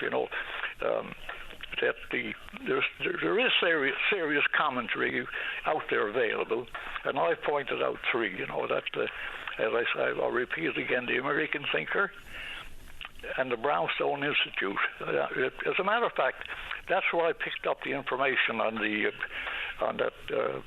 The security document was from the Brownstone Institute. There was an article there on it, and a beautiful, well-researched, intelligent article. It's a pleasure to visit these sites. I do it every day. Well, I appreciate you making time for this program in addition to those sites. Thank you, Gerald. Okay. Thank you, Paddy. You're welcome. Bye-bye. All right, let's see here. Let's get a break in for the news. When we come back, ton of time left for you. Don't go away. You're listening to a rebroadcast of VOCM Open Line. Have your say by calling 709-273-5211 or 1-888-590-8626 and listen live weekday mornings at 9 a.m. I suppose I got to press the button. Welcome back. All right, let's go. Line number 3. Joseph, you're on the air. Well, good morning, Patty. How are you today? And a good morning to all your listeners here in Newfoundland. Thank you. I'm doing well. How about you? The world. In all honesty, I was talking to your producer, David, there, and I had an issue with the FM coverage over this way in Central, and it's been very quiet, and I think there's a tower out this way that may need a little tweaking. But in the meantime, I'm a fan of your open line show, and I think you do just a wonderful job, Patty. You're keeping the citizens of Newfoundland informed as far as emergency announcements and even something as small as a snow day. You're politically astute and you're very informed. And like to say, for example, I was a real big fan when COVID broke out. You were keeping the province in the loop as to what the directives were. And then again, before that, there was Snowmageddon, and of course, then there's COVID-19, which visited us for about 4 or 5 years. But I want to commend VOCM for doing a wonderful, masterful job. And you were so learned and articulate, and you got the pipes. And David said I should get on the radio this morning because, well, I sound like I might be on the radio. I never was, but I sound like I might have been. But it's just a pleasure talking to you and addressing the citizens of Newfoundland in the province and around the world because we live in a global situation. But the local radio is kind of gone here, and I'm kind of old school, and I like to listen to it while I'm, say, reading a book in the evening. But, like I say, there's a tower issue, and that's the reason, sort of, I'm on here officially, Patty, if you know what I mean. I do know, and we are well aware of that particular situation. Look, radio is very nimble. We can do a lot of things that other forms of media can't necessarily do. I mean, social media and the internet is one thing, but, when something comes in, whether it be, protocols surrounding COVID, whether it be weather-related issues, whether it be accidents or moose sightings or those sort of things, we can do it right away, right? So radio is pretty cool insofar as that goes. And I appreciate the kind review of the show. It's a handful most days, but that's the gig. Yes, there you go. And there's a lot of people probably think that maybe you got a future in politics. I think you do, and I think you should consider it down the road if your career, like I say, comes to an end with VOCM. But I want to wish you continued success, and you got a large fan base out there, Patty, a large one. Joe, really appreciate your time. Sorry, Joseph. Appreciate your time and the kind words. Thanks a lot. Thank you for taking my call. Have a great day. Anytime. Same to you. Bye-bye. And look, I'll state the patently obvious. There may indeed be some people that enjoy me and enjoy the show, but there's absolutely plenty out there who don't. And that, again, is simply the nature of the beast. Let's roll. Let's go to line number 2. Sean, you're on the air. Good morning, Patrick. Morning to you. I'm all right. Thank you very much. I'm just glad I'm not living down in the U.S. right now with the ice coming into your cities and trigger happy and like I don't care what the person in charge spoke of yesterday. She talked about how well trained these people are. Well, I don't think you see, police officers in general being trigger happy like that, and watching that terrible event in Minnesota yesterday was just abhorrent, just unbelievable. And I'm thinking that it goes right in,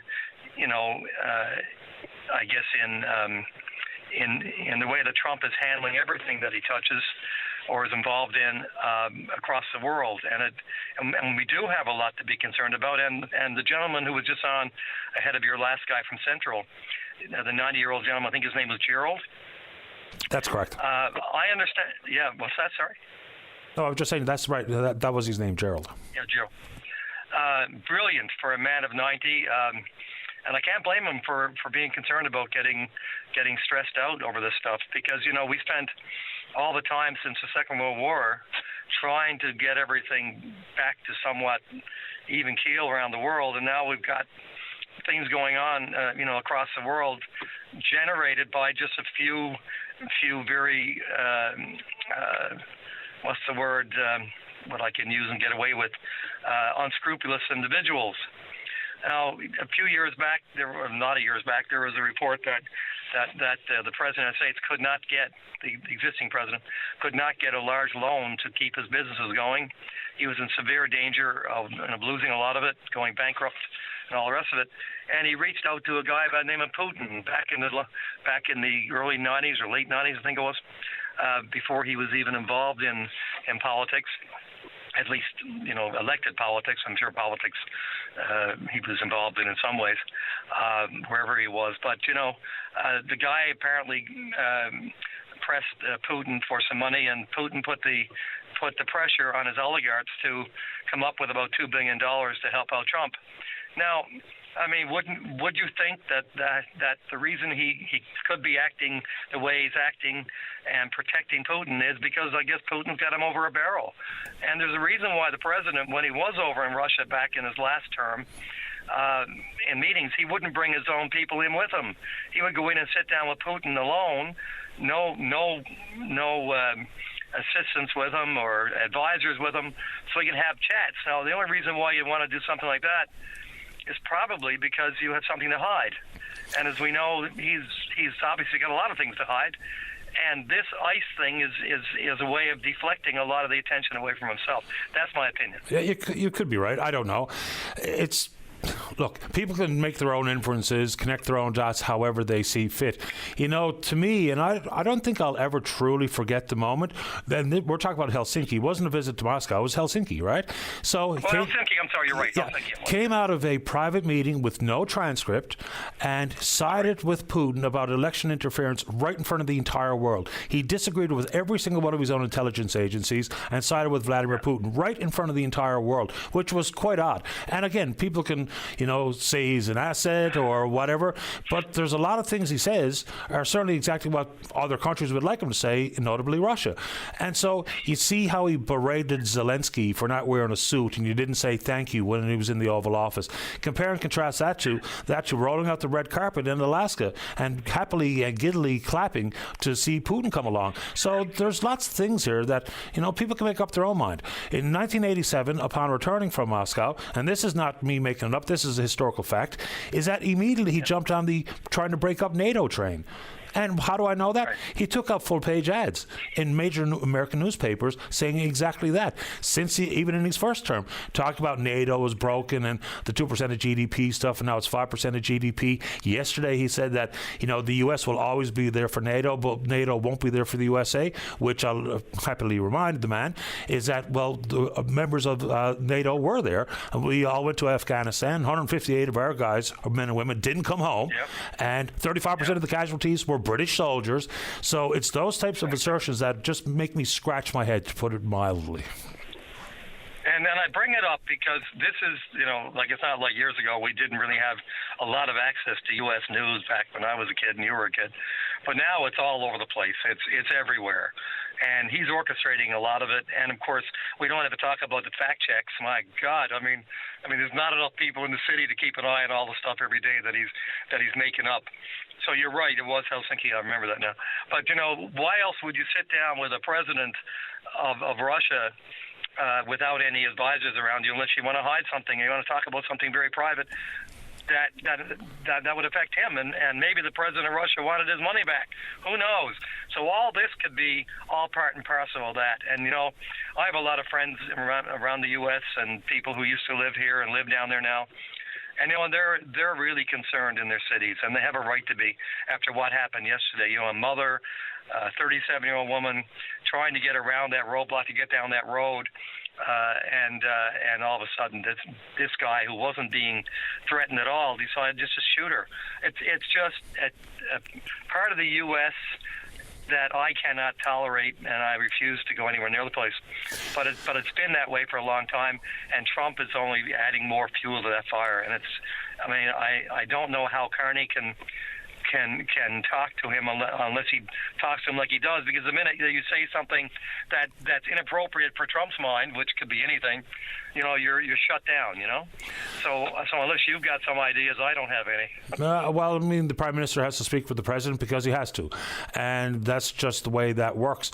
And talk about being impetuous. When Doug Ford decided to run that ad about Reagan's position on tariffs, it brought on another 10% increase. So don't tell me it's about national security. Don't tell me it's about drugs. It's about a lot of things. And I can't even describe the number of emails that I have this morning that people are applauding the death of that woman in Minneapolis yesterday, as she got what she deserved, sort of sentiment. Oh my God! Yeah, like even if she was, say, for instance, from 3 feet going to drive and possibly hit that officer, if all of a sudden you think the appropriate outcome is for her to be shot 3 times in the face, it just, boy, oh boy. If that happened here in Toronto, how do you think Canadians would react? I got Canadians sending me emails saying she got what she deserved. Actions that bring consequences. The consequences being shot dead? Really? Yeah. No, you got to question their Canadian values. Well, and I don't mind saying that. I don't care who hears it. Yeah. We've got a certain sector of our society that goes along with what happens in the U.S. and more than you'd ever believe. As you just said, people actually emailing you this morning to tell you that she got what she deserved. That is abhorrent to any Canadian way of handling things and dealing with things. I just can't get my head around it. Oh. So I totally agree with Gerald that in his 90 years in the world, and he's seen a lot of wars and a lot of upheaval around the globe. I feel for him having to go out this way one day in the next 15, 20 years. Let's hope it's longer than not. And to have to call in today and have his mind filled with that, it's awful. Appreciate the time, Sean. Thank you. Thank you, Patty. Bye-bye. Bye-bye. Just quick reference to a tweet, and fair ball. This is from one of our listeners. Say, just playing devil's advocate. If it's true that Russia and China have an increasing presence in Greenland and northern waters of the Atlantic, would we as Canadians rather have on our northern doorstep the U.S. or Russia? I'm in favor of the U.S. And I responded by saying they could simply open up more bases, which they had in the past. They closed them all except for one. And that's what I said. So no need for purchase or takeover. He says, a base is one thing, but rights to shipping lanes and waters are not covered by a base. They had bases in Kandahar, and that didn't stop the Taliban from taking back control. Fair point. On that front, with bases in close proximity, it's control and monitoring of the shipping lanes because access is already available to the Americans. Right? So I'll just put that out there. And interesting mention of the Taliban, isn't it? Because this is a direct reference to NATO and Article 5 as well. 20 years in Afghanistan. 20. And what happened? We took control from the Taliban and left 20 years later with the Taliban in control. Right? It's the most prolonged military action for Canadian soldiers since Korea. And what happened? We went in, took the country from the Taliban, and left and gave it back to them. Right? Achieving nothing. And I'm told to believe that every war that the Americans get engaged in, they win. History disagrees. Let's take a break. Don't go away. Welcome back to the show. Let's go line 3. Raymond, you're on the air. Hello. Hello. Hi. I just want to touch on the events that happened in Minnesota yesterday. Okay. I hear people coming on here saying, oh, well, you know, the lady didn't deserve to get shot and blah, blah, blah. Maybe she didn't, but she didn't deserve to run over an ICE officer either. And I don't know if you've seen it or not, but there is actually video where it shows that she made contact with one of those officers. Yeah, from about 3 feet on an icy road. So are you suggesting that for that action, the repercussions should be getting your head blown off?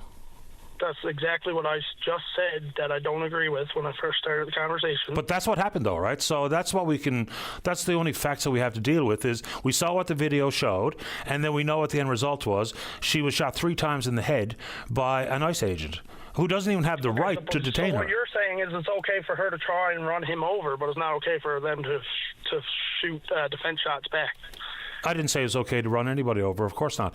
But, you know, how about this? That's what you're implying. No, I'm not implying that. You don't get to put words in my mouth. So what I'm saying is... I just heard you say it. No, I didn't say that, Raymond. Let's be intellectually honest if we're going to have a debate or a discussion here this morning. So I saw what she did, and they had every ability to have her pulled over by the police, because they're not the police. We also have to incorporate that into the conversation. They have no legal right to detain that woman.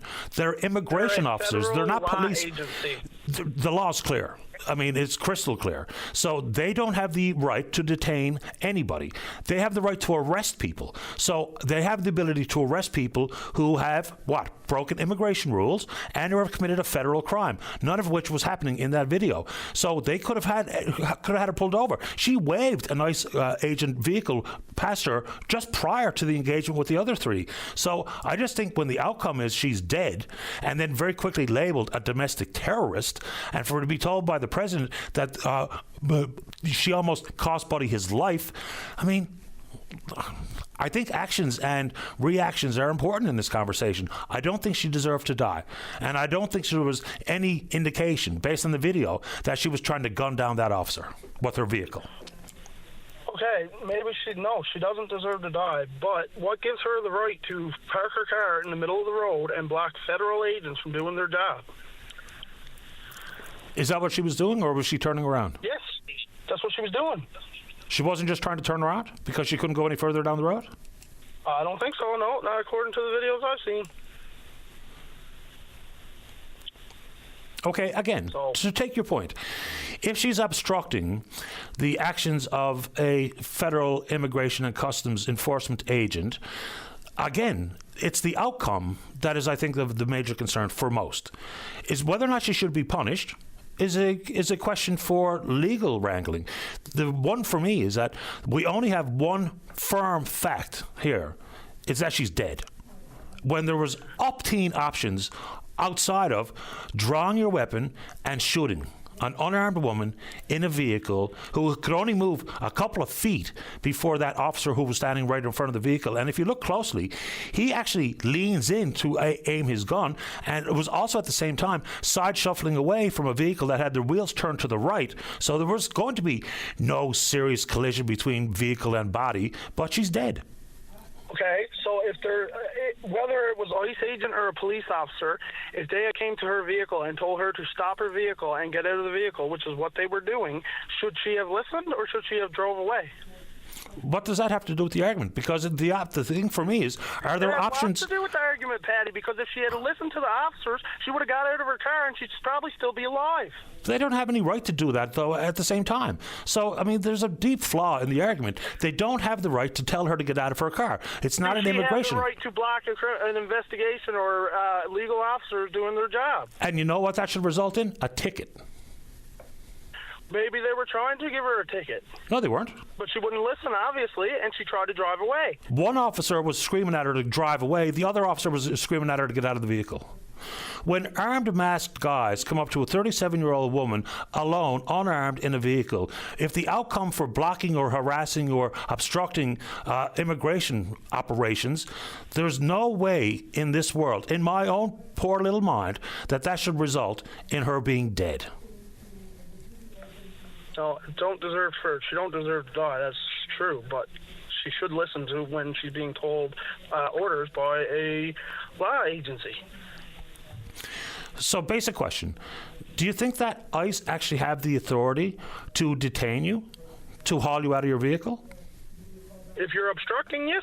But what was she obstructing, though? That's where I'm kind of lost in this part of the Clearly, conversation. she was blocking the road. Obviously, they pulled up in their vehicle. She was stopped there, and they got out of their vehicle because they couldn't get through to resume to do their operations, I would imagine. She had just waved another ICE agent vehicle past. It's part of the video. They drove right past her. She had her arm out the window saying, go, go, go. So and what then you're saying is that these officers just got out and said, hey, let's kill this lady for no reason. No, I didn't say that either. But don't you think there's a little bit of power hungry on display here? Not really, no. I think they're trying to do their job, and this lady was obstructing them, and they got out and tried to give her orders, which she should have listened to. And she didn't. She tried to drive away, and, you know. Exactly. She tried to drive away. She was asked to do something, and she tried to drive away with an officer in front of her. She's dead. Well, that's the story. Anyway. For me. Raymond, I appreciate the time all the same, though. It's a bad situation for sure. It's not good. And I don't think she deserved to die for that, no, but, you know, she could have listened to the officers, and it happens a lot, you know. It's a problem that happens all over the world. Police officers stop someone, they tell them to do something, and then they end up getting shot and killed themselves or run over themselves sometimes. Police officers... All because people think that they don't have to listen to an officer when they're given an order. They're not cops. They're not police officers. They're a legal agency. Yeah, with a very, very sole and narrow mandate to deal with immigration-related matters. Right? Well, I mean, we know who they represent and what their job is, and not so sure that's their job. And ultimately, a woman is dead. Who exactly do they represent? They represent an agency which has very clear mandate. They're governed by very specific laws. So. Okay, but who exactly? They answer to Homeland Security. Okay, so that's, you know, part of law, I'm sure. Oh, yeah, but there's very specific laws associated with ICE operations. Not because I say so, because it's just actually a thing. Yeah. Like, they don't even have the legal authority to detain the woman. They could arrest her, but you can't just detain her for the sake of. And there are two distinctly different things. I just think it's an unbelievable outcome for what was actually going on at that moment in history. Raymond, I got to get to the news, but I appreciate making time. All right, thanks. All the best. All right, bye-bye. All right, let's get a break in for the newscast. Don't go away. The Tim Powers Show. Join the conversation weekday afternoons at 4 p.m. on your VOCM. Welcome back to the program. Let's go to line number 8 and say good morning to one of the stars of Saint-Pierre, the TV show, as Sergeant Inspector Not Alan Hocko. Good morning, Hawk. You're on the air. What's up, Patty? What's up? How you doing? I'm doing great. How's the connection here? Can you hear me okay? Sounds pretty good. Go right ahead. So season 2, here we go. All right. Yeah, it's we launched on Monday night. Apparently it did very well, and the season, we have 12 episodes throughout the season. We're super excited. Inspector Donnie Fitz, what's new for season 2? I read a couple of stories where we were talking about it being more personal. How so?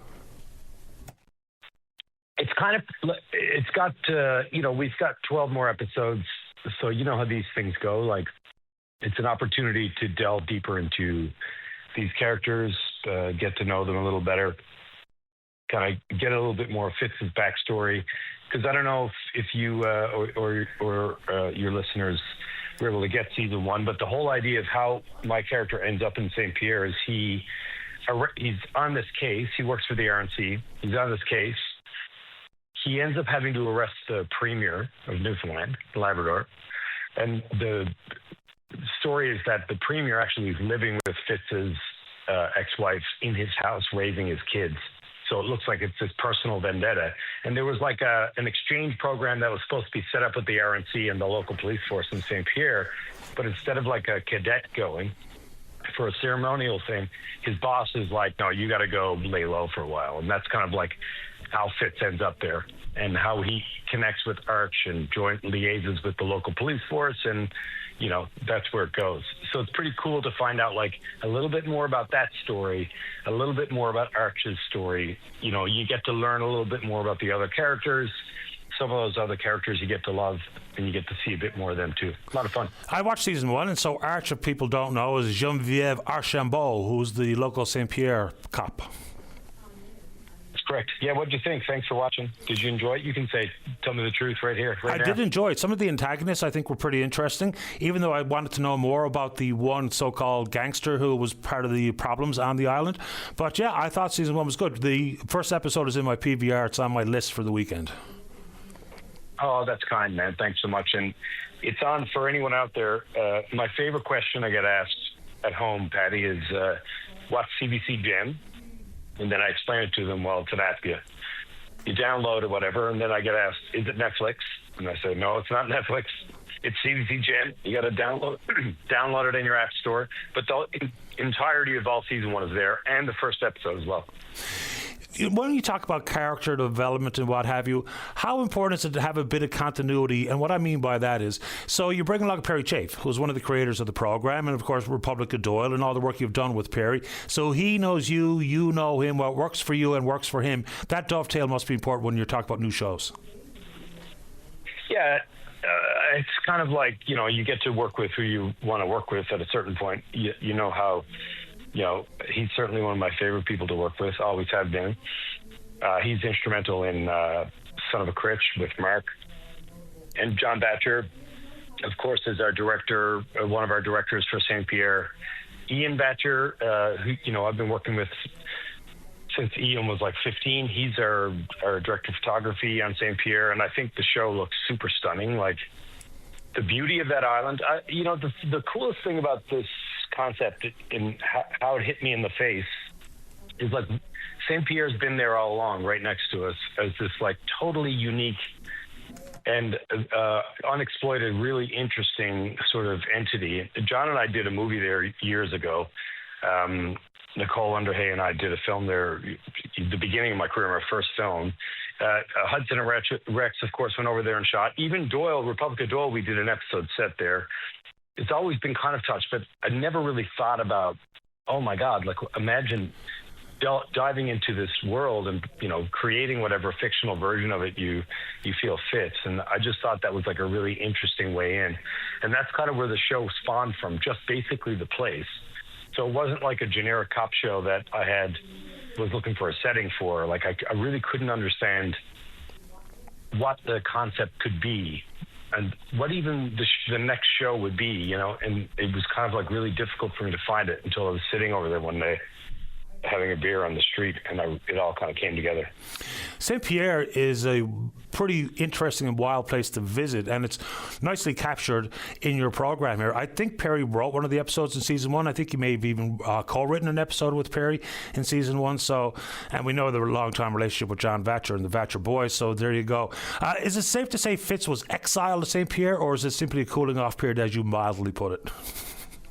Yeah. I think he was sent there first with the original concept of go lay low and till this blows over, because of course the premier and Fitz are enemies, so they've got this like beef, and you know that plays out a lot in season 1. There's in season 2 we get to see more of that too, which is kind of cool. But once he's there, he becomes essentially a part of our fictionalized police force over there, and you know, it becomes something else. Does he ever want to leave? Is he going to be forced to leave? And what's that going to do to the show? And what's that going to do to the dynamic? So it's like he wasn't ever meant to be there, but I guess in many ways he probably was always meant to be there, if that makes sense. Is Fitz bound to find himself in the arms of Arch this season? Who knows?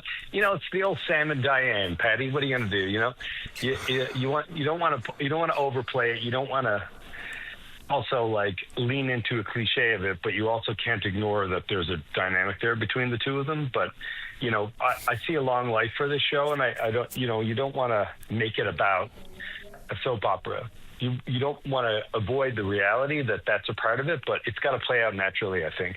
Yeah, sure. Well, that online or on-screen tension is part of any good drama, regardless if we're talking cop show or otherwise.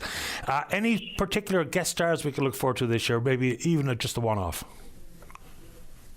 Yeah, tons. We have amazing Tim Rozon, who was the lead of Surreal Estate, if you recall, was shot in Newfoundland. He joins the cast. Maxime Roy joins the cast. Kathleen Monroe, who's one of the leads of Law and Order Toronto. She's one of the two leads. She's been on Doyle. She was on Doyle years ago a bunch of times. Paul Gross comes back. It feels like I can never make a show without Paul Gross being in it. I don't think anyone in Canada can make a show without Paul Gross in it. Yeah, no. I also feel like it's just a part of your obligation as a Canadian television maker. But also Paul, and I are very, very close friends, and he was instrumental in my career in the early days, and we've been friends ever since. So it's always fun to work with him. It's good to have you on the show, Alan, and break a leg. Good luck with the series this season. Yeah, it's nice to talk to you. It's been a while. You're doing a great job as always, Patty, so thanks a lot. Appreciate this. Stay in touch. Okay. Cheers. Bye. Bye-bye.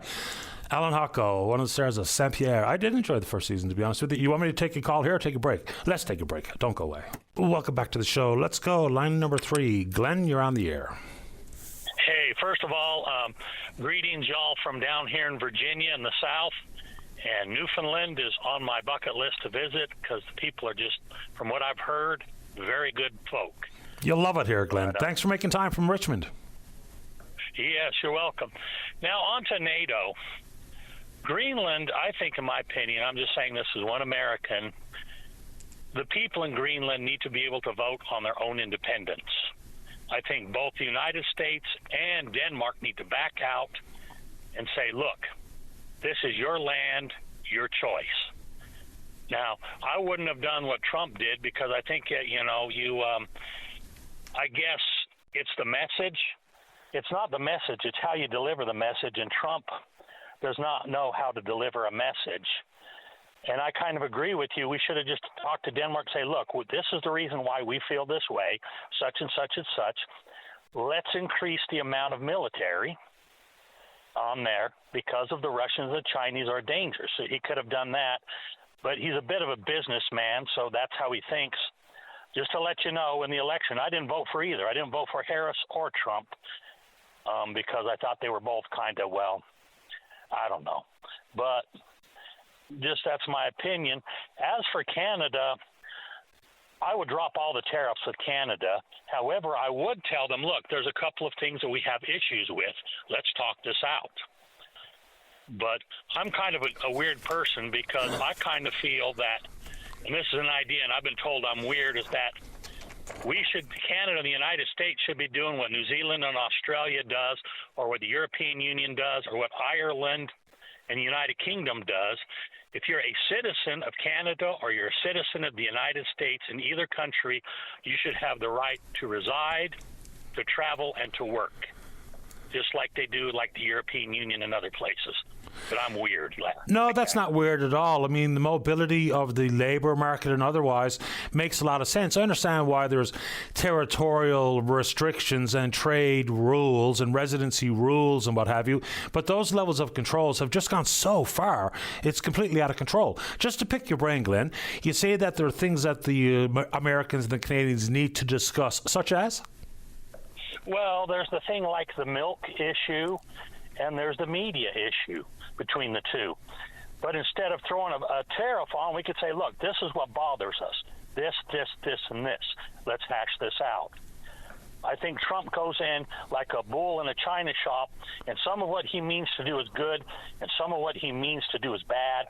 But I think the technique and the style and stuff, the way he does it, it has an adverse effect. He does not know how to deliver the message. Tariffing Canada is doing nothing but shooting the Americans in their own foot. And the reason is because we're neighbors, and at the end of the day, we have to depend on each other, and angering your neighbor does nothing for you but make the neighborhood more of a tense place to live than actually having a good relationship. And I do that. As for NATO, just to say, I believe the United States needs to pull 80% out of NATO, and here's the reason why. Because the Cold War is done. These countries are developed economies, and they need to start taking more of the slack for themselves, because the reality is we can't do it more in the United States. We have $38 trillion in debt, and we have our own issues. So I would have, if it was me, I would have said, look, I'm going to give you 5 years to prepare yourselves. And just to let you know, the United States is slowly pulling out. We're not leaving NATO. But the reality is it's your land, it's your people, you're developed, you're big boys now, and the United States to pull out because we have issues. We have a lot of issues we need to work out. Yeah, and insofar as defense spending, so we obliged the demanded increase, and it takes time to jump from 1.76% of GDP all the way to 5%, which translates to, I think the starting point is maybe $158 billion in Canada, but it's remarkable.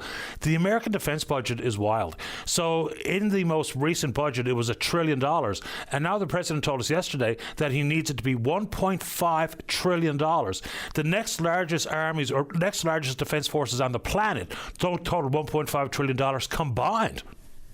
All right. And I agree with you. I'm a retired U.S. Army, and I've seen the waste that goes. What it is there's a huge military, a military-industrial complex. A good percentage of that money goes to contractors. Yep. Lots of it goes to contractors. And the thing is, we don't need, if we could actually whittle down that budget and say, look, like, for example, when I got stuff for my uniform, it was the maximum price no matter what. Whatever the products the American military got, it was the maximum price no matter the quality. They need to start becoming savvy shoppers. As for Canada getting military equipment, here's what I think you need to do, and this is just me. Get your F-35, turn around with Sweden. No, cut the amount of F-35s you have. Go down to like maybe 14 or 15 of them, two squadrons. Turn around, go to Sweden, and say, look, we're interested in your jet fighter. Go to South Korea, because they have a lot of good military equipment. Say, we're interested in your military equipment. What kind of things can you offer? As for your economy, don't depend on the United States 100%. You need to expand to other nations and stuff. The United States does it. Canada needs to do the same. Well, for some products, we've been pretty reliant on the Americans for the export of some stuff. I think the diversification conversation is on. It's on the table, the Swedish Gripen to be built in Canada, creating some 12,000 jobs. The South Koreans have come to town, pitching their plan for submarines. So all of these things are happening, and which are all complicated enough to not happen all in one fell swoop. Last comment from me on the defense budget, then I'll give you the floor. Is remarkable. I mean, going into all of this, we were told that the Department of Government Efficiencies, DOGE, and Mr. Musk, and they were going to find these $2 trillion in savings, and it was all about efficiencies, and it was all about doing away with bloat, all about doing away with waste. The Pentagon and the Department of Defense in the United States has not passed one single audit in the last decade. Zero. But yet it's all about efficiencies and all this sort of stuff. Boy, oh boy, you can't have one without the other. If you can't pass a performance audit, if you can't account for the money being spent, then what's this DOGE business all about? Well, here's the thing. Again, an overreaction. First of all, looking at the budget, there's no possible way $2 trillion is going to be gone. Of course not. Now, however, within the confines of the U.S. government, there is a lot of waste, not only in the military, but not in the military. What he should have done, and in my opinion, we're going to go and we're going to see such and such and such and such. If there's if there's a job that can be covered by one person, but we're paying two, then get rid of it.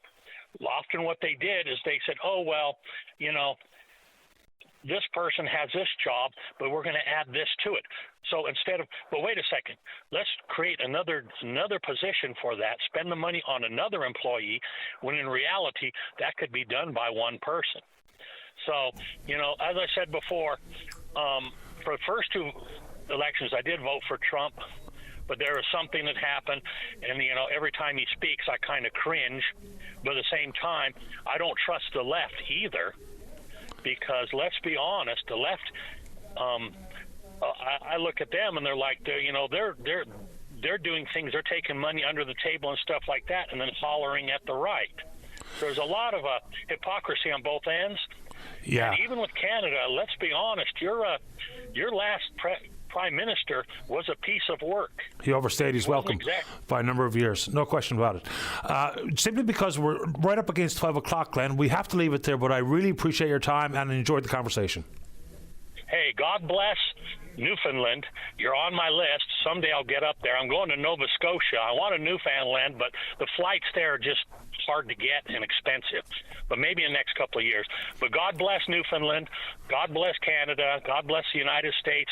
And a hearty handshake from y'all's friend down in the south. Good man. Right, talk to you later. Stay in touch, Glenn. Bye-bye. All right, there you go. Big thanks to all hands. And yes, we will indeed pick up this conversation again tomorrow morning, right here on VOCM and Big Land FM's Open Line. On behalf of the producer, David Williams, I'm your host, Paddy Daly. Have yourself a safe, fun, happy day. We'll talk in the morning. Bye-bye.